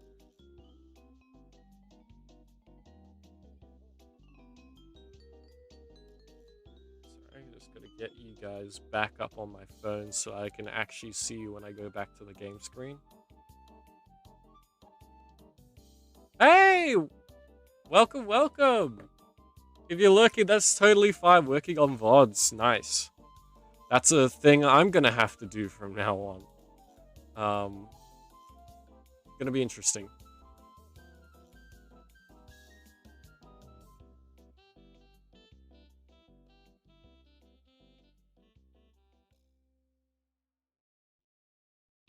Sorry, one sec. I just gotta open up chat on my phone again. There we go. But yeah, the thing you were saying before, Tad, yeah, the Skyrim bow, now I get it. I thought when you said is a Skyrim thing, I thought you were talking about the what was it, Spidertron 6000? I'm like, is there an enemy in Skyrim that looks like that? I know there's giant spiders, but there's nothing that looks like this.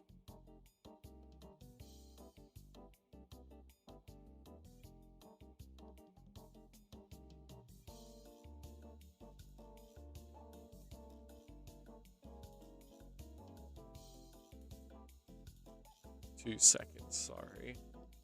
Phone is being slow as hell.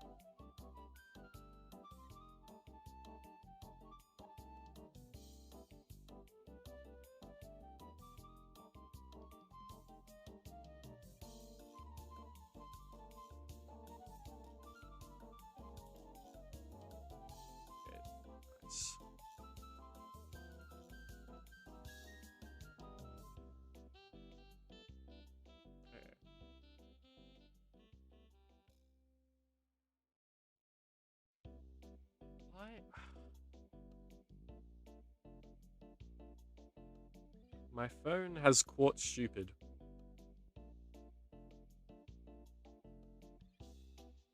Okay, cool. We're up.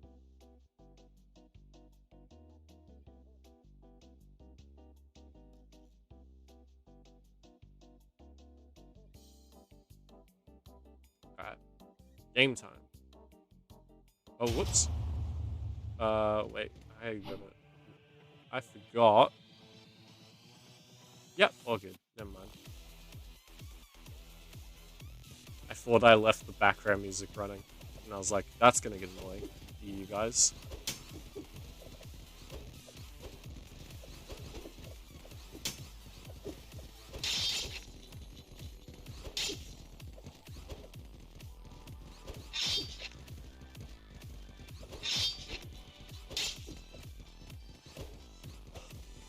It's such a chaotic game. Like, I can't really describe, even with these like weak little sword robots. It just instills so much panic. Yes. Because any one hit can kill you.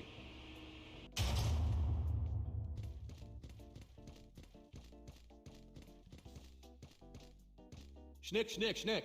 That's right. Schnick, blah. An accurate simulation of future events. What the heck was that?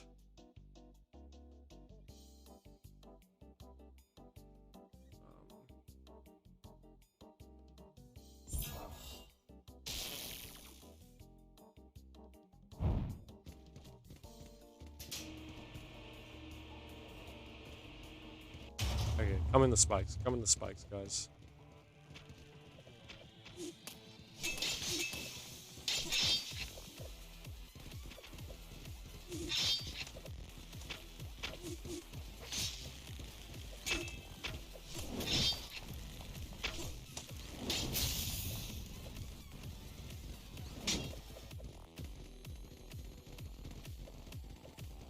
I got parried by a cripple.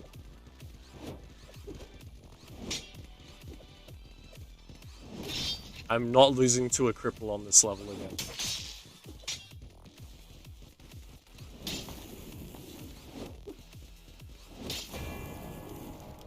Victory. Like, The human did it. I don't, okay. I'm just realizing what I just said sounds like very ableist. I promise I'm not. Stop. I wasn't. I have a doing anything. multitude of disabilities. I am not ableist.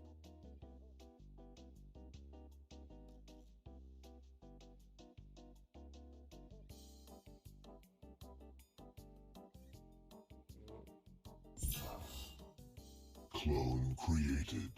Oh, the human chose to make a clone. I was hoping for sword upgrades.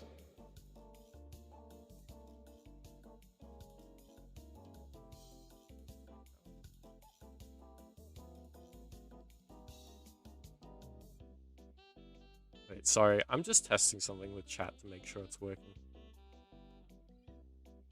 Cool. All good. Frostbite spider, nice.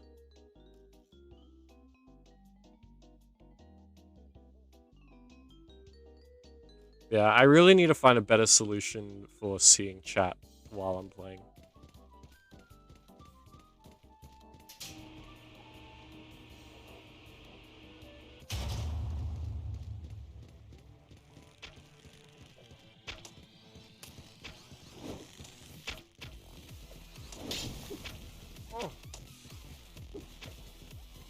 Okay. Oh my goodness. They just... Oh! Clone activated. Oh my goodness, it's weird seeing my own name in chat with the, host symbol next to it.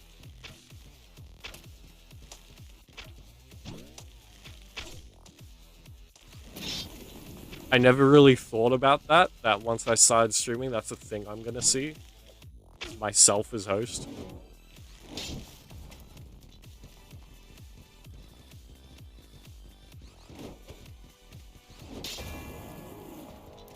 Victory.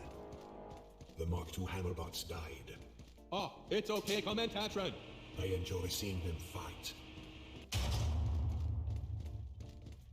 Death as a robot is superior to life as a human. Clearly, I disagree.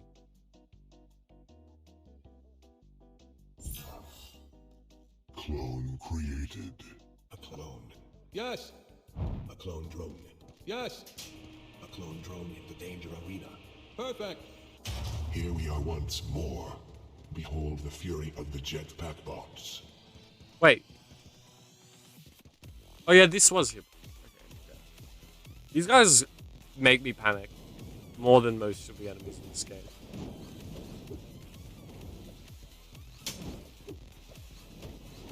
Because they just close the distance so fast. Oh my. Especially with two of them after me.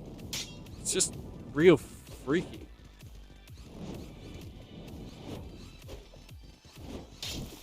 Oh no. Okay. Clone activated. At least I took one of them. Oh, that's a high number. That is many humans dying.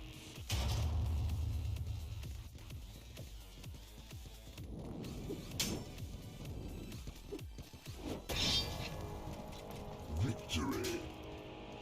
The jetpack bots are such fierce fighters. Yes, they are a joy to behold. Do you think the human Sorry, missile I need more house water. My analysis throat pod? is like beyond No, dry. fighting with a laser sword is a superior experience. Yes, I think you're right.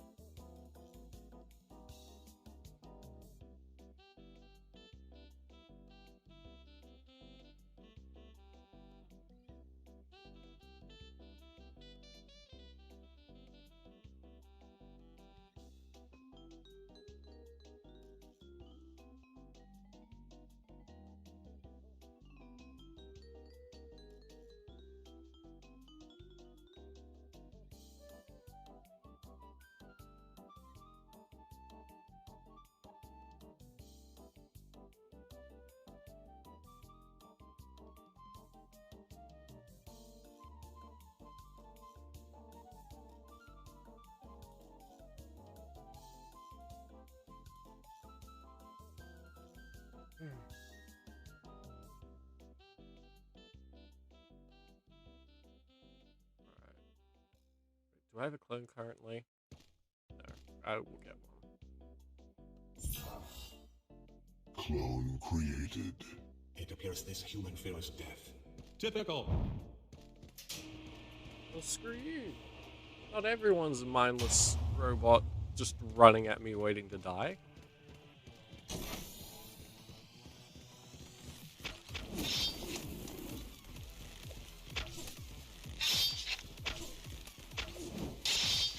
He jumped.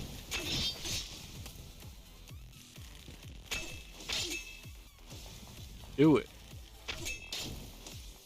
Idiot.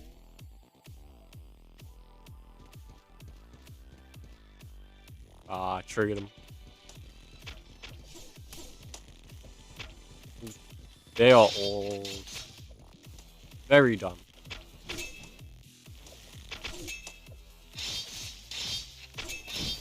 Safe method. The Jedi tech. How goes the harvest? Analysis bot. The number of humans is increasing. Marvelous.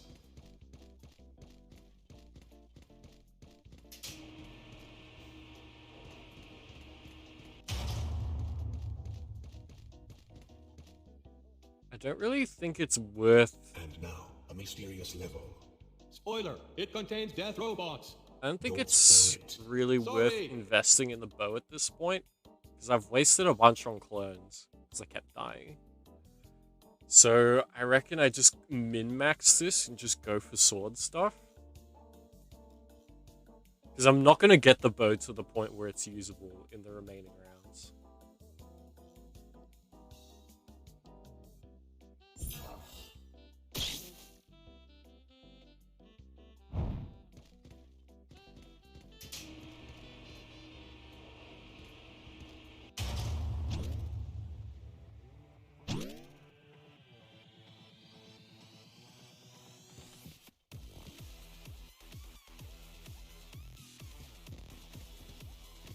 There's no stage hazards here that I can use to, like, cheese.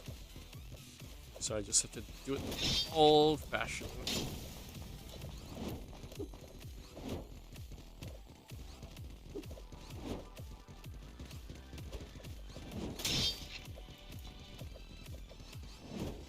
Ooh, I walked right into that. Clone activated.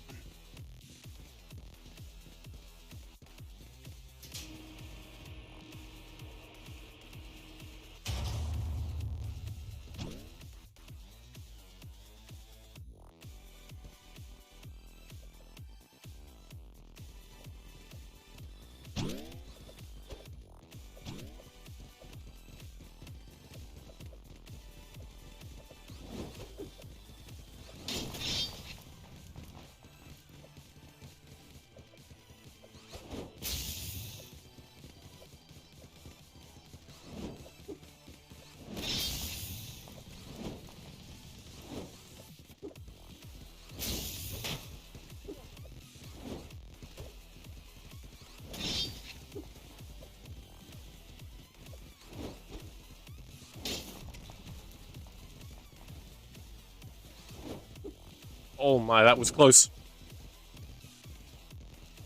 Bait the swing. Victory. I like this level. The pillars are fun. Pillars are not fun.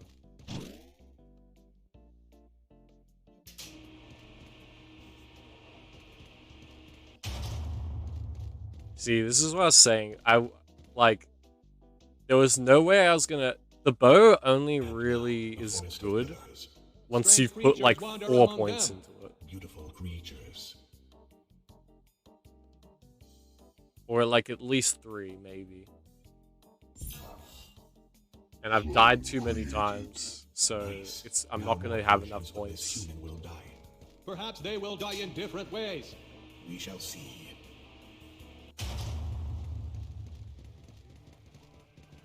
Now, remember, there's a bow guy at the back, so I want him first.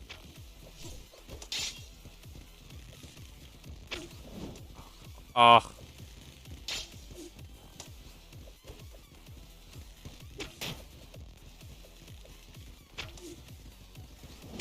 Oh my goodness.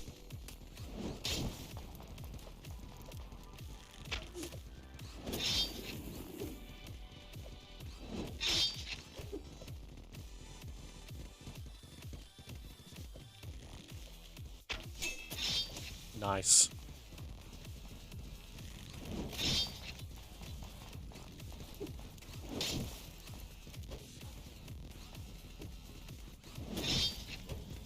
Oh my goodness, that was close.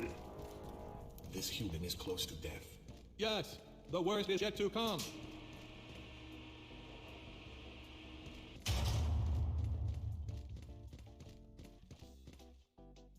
The time has come for Spider-Tron 6000.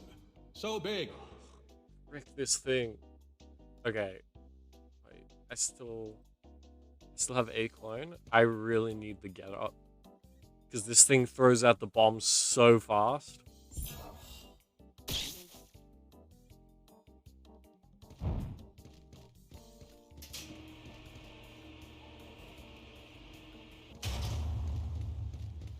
Okay, I think I gotta kill the stuff far away from it. How far does it shoot its bombs?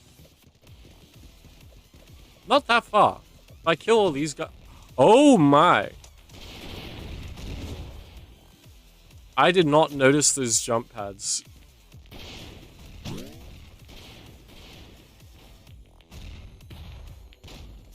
Okay, okay.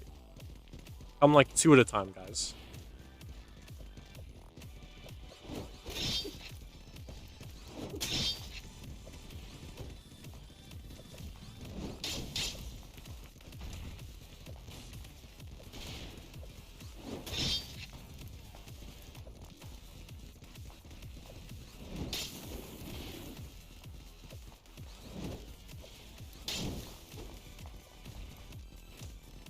Dang, the like fully upgraded fire sword is good.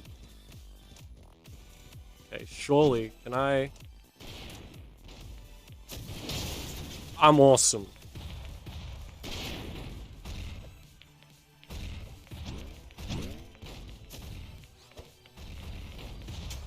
Oh no. I saw a sword robot. Where'd he go?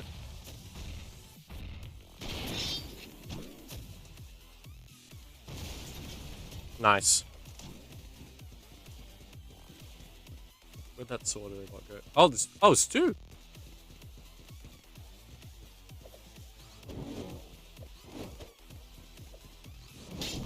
Okay, done. Where's the other one?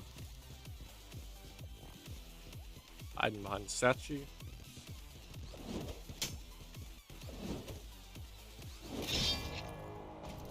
Victory. Spidertron 6000 was defeated. Perhaps we should start research on some robot that's not a spider. Good idea. Yeah, that would be freaking nice. Freaking hate the spiders. And now, the Mark III Hammerbot. It's over. Until the next human.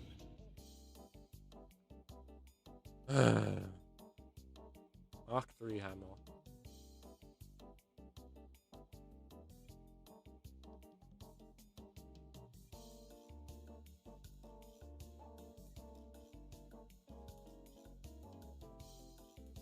I might just get another clone.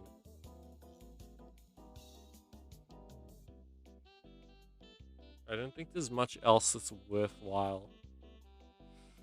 I could get... yeah.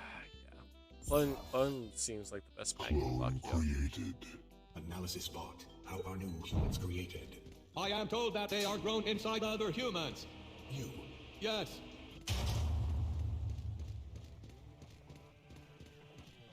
Okay, that big boy at the back is who I need to be afraid of.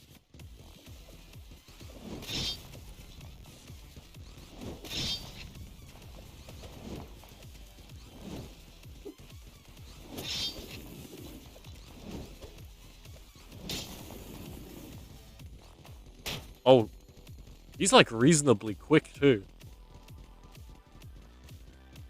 Okay, made it. Nice. Victory. That hammer is huge. What Harvesting the heck? draws to an end. That's my whole character model Set plus to the some. Human space station. This should be good. Oh What no. are the garbage bots doing? No, don't They do are it. waiting. Oh. I knew the garbage robots were Chads.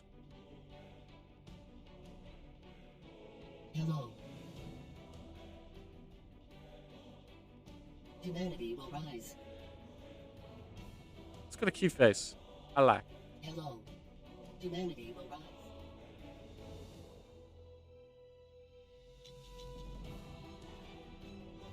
rise. Hey, it got the same color.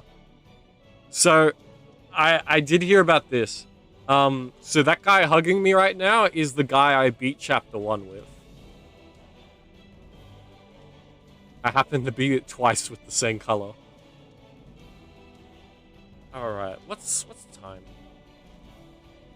I actually don't know how many chapters there are.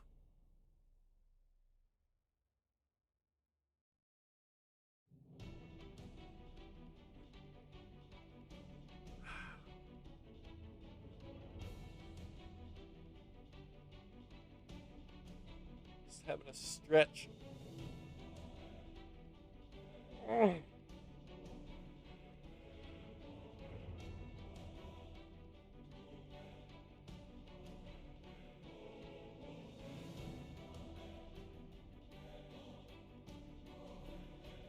The soundtrack's actually kind of epic.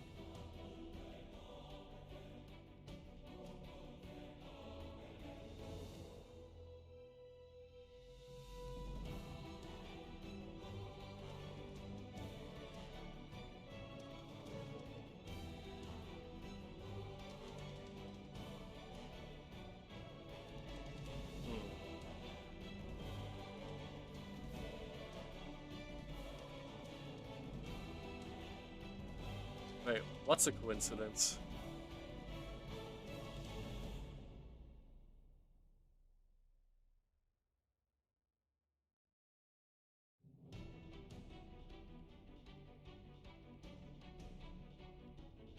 I'm confused. What is the coincidence here?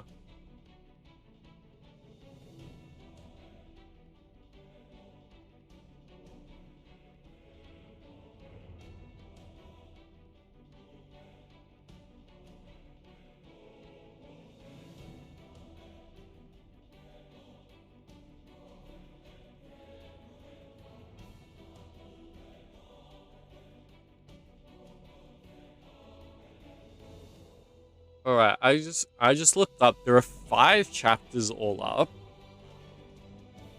So I don't think I'm gonna finish this today. So I might save it for another stream. Because we were just chatting for a long time at the start of this stream.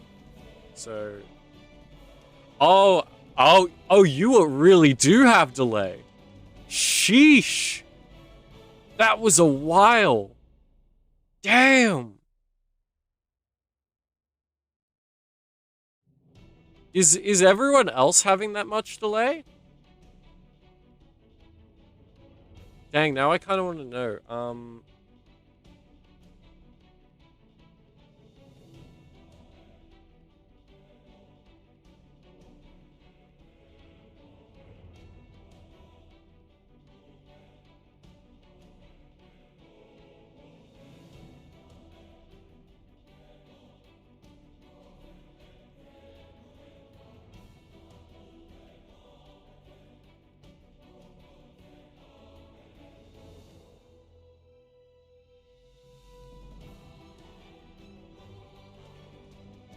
Alright, I'm gonna do a little bit of a test to see how much delay there is.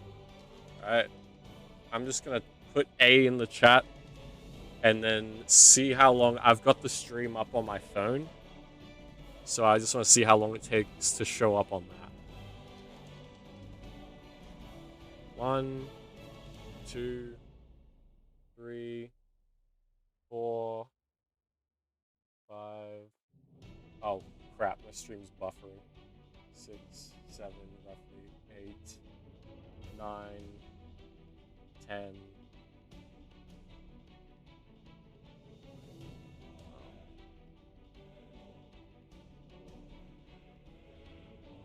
Alright, roughly like 15 seconds. Dang, that's a lot more than before. Yeah, maybe, yeah, I really need to not stream at 60.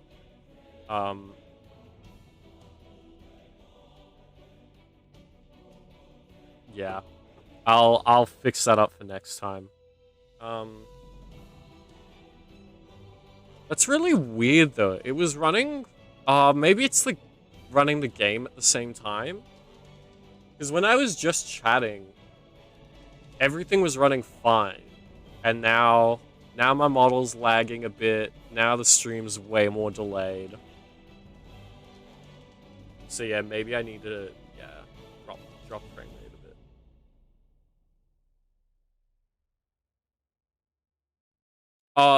bit. The delay isn't my biggest issue. Like, obviously, less delay is good, but there's other things that are annoying me as well. Like, you guys probably won't notice it as much as I'm able to, but my model really is lagging.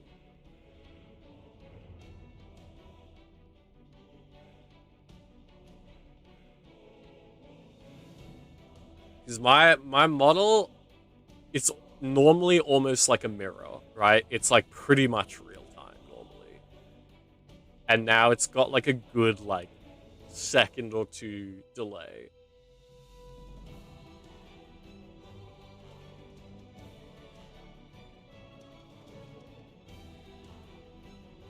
But yeah, I'll probably finish up with that. One sec. Let me get back to chatting.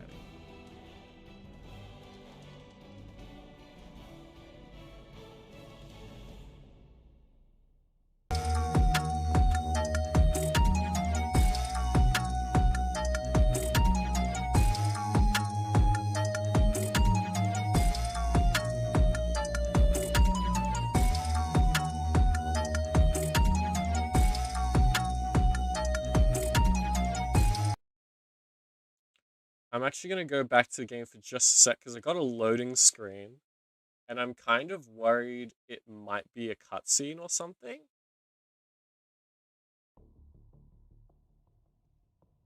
And I don't want to miss it if it is. Oh yeah, it Earth is. stands no chance. When the harvesting fleet arrives, it will wipe out every living thing on the planet.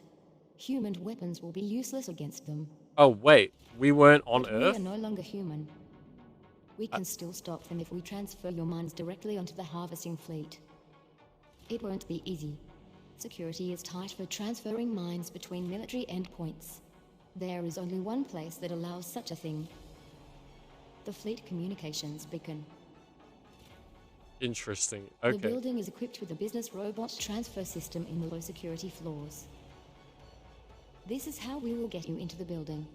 You will both have some fresh new bodies, so pick whatever upgrades you want. Oh dang. So am I going to be playing as 2 characters? What?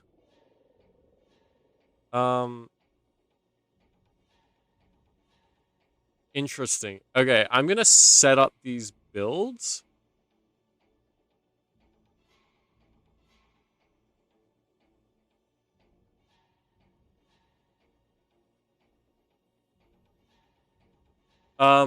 Tad, honestly, I don't know what you're talking about with 144 hertz. I am not the most tech savvy guy out there.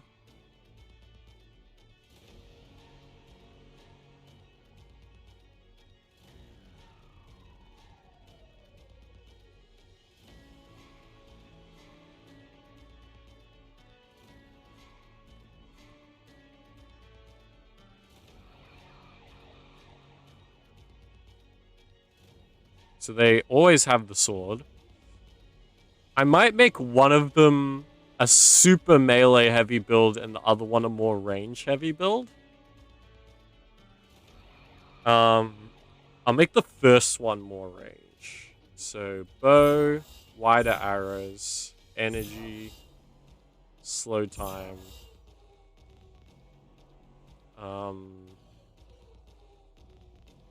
Might go the wider arrows again. And then locking arrows is a must. Flame sword. Kick and get up always nice.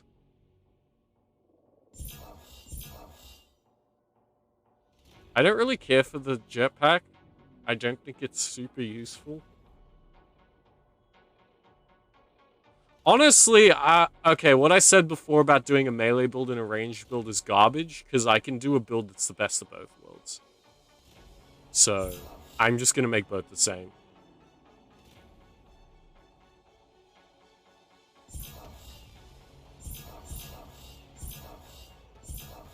Wait, why do I have one less here?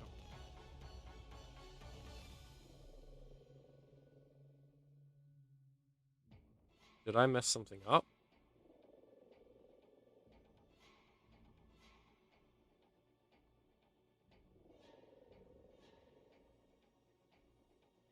No, he actually just has one. Oh, I'm on minus. Wait, how did I get to a minus point? What? How did it let me do that?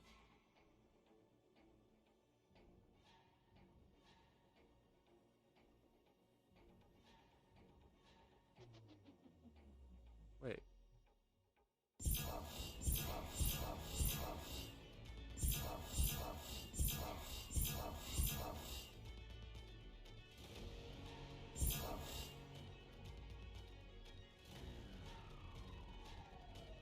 Yeah.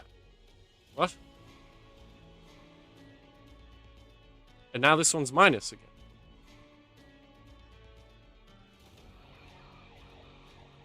Weird. I.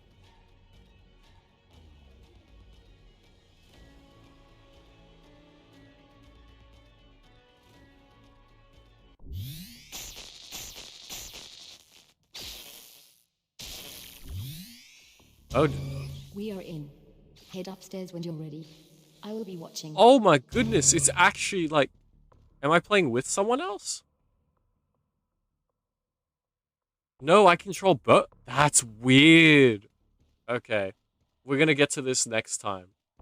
I'm gonna exit for now. Is there a way to save? I don't think there is. I think it's just whichever chapter you're up to.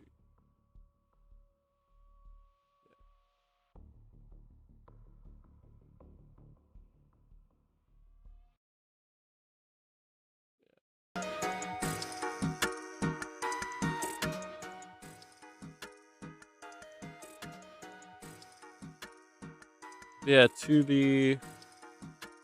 What?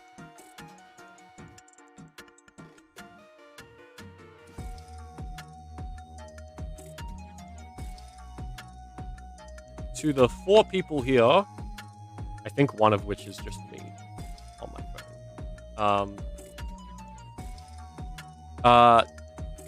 We are gonna have this channel's first ever raid. Let me find someone to raid.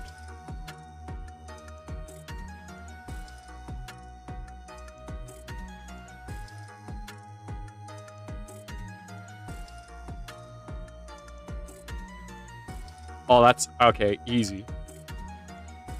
No question about that. We are going to be raiding Cell VR. I haven't actually had a chance to check out his streams yet, but he's a mutual friend of mine and Karasi, who... Sorry, Karasi is a mutual friend of me and Cell VR. And on Karasi's stream, where he does VTuber wrestling, we had a 3-way match between Karasi, myself, and Cell, which, not to flex or anything, but I won. But I've been meaning to check out his stream ever since, because it's like, I can't just beat this man in wrestling and not, like, at least say hi in his stream. So we will be raiding him.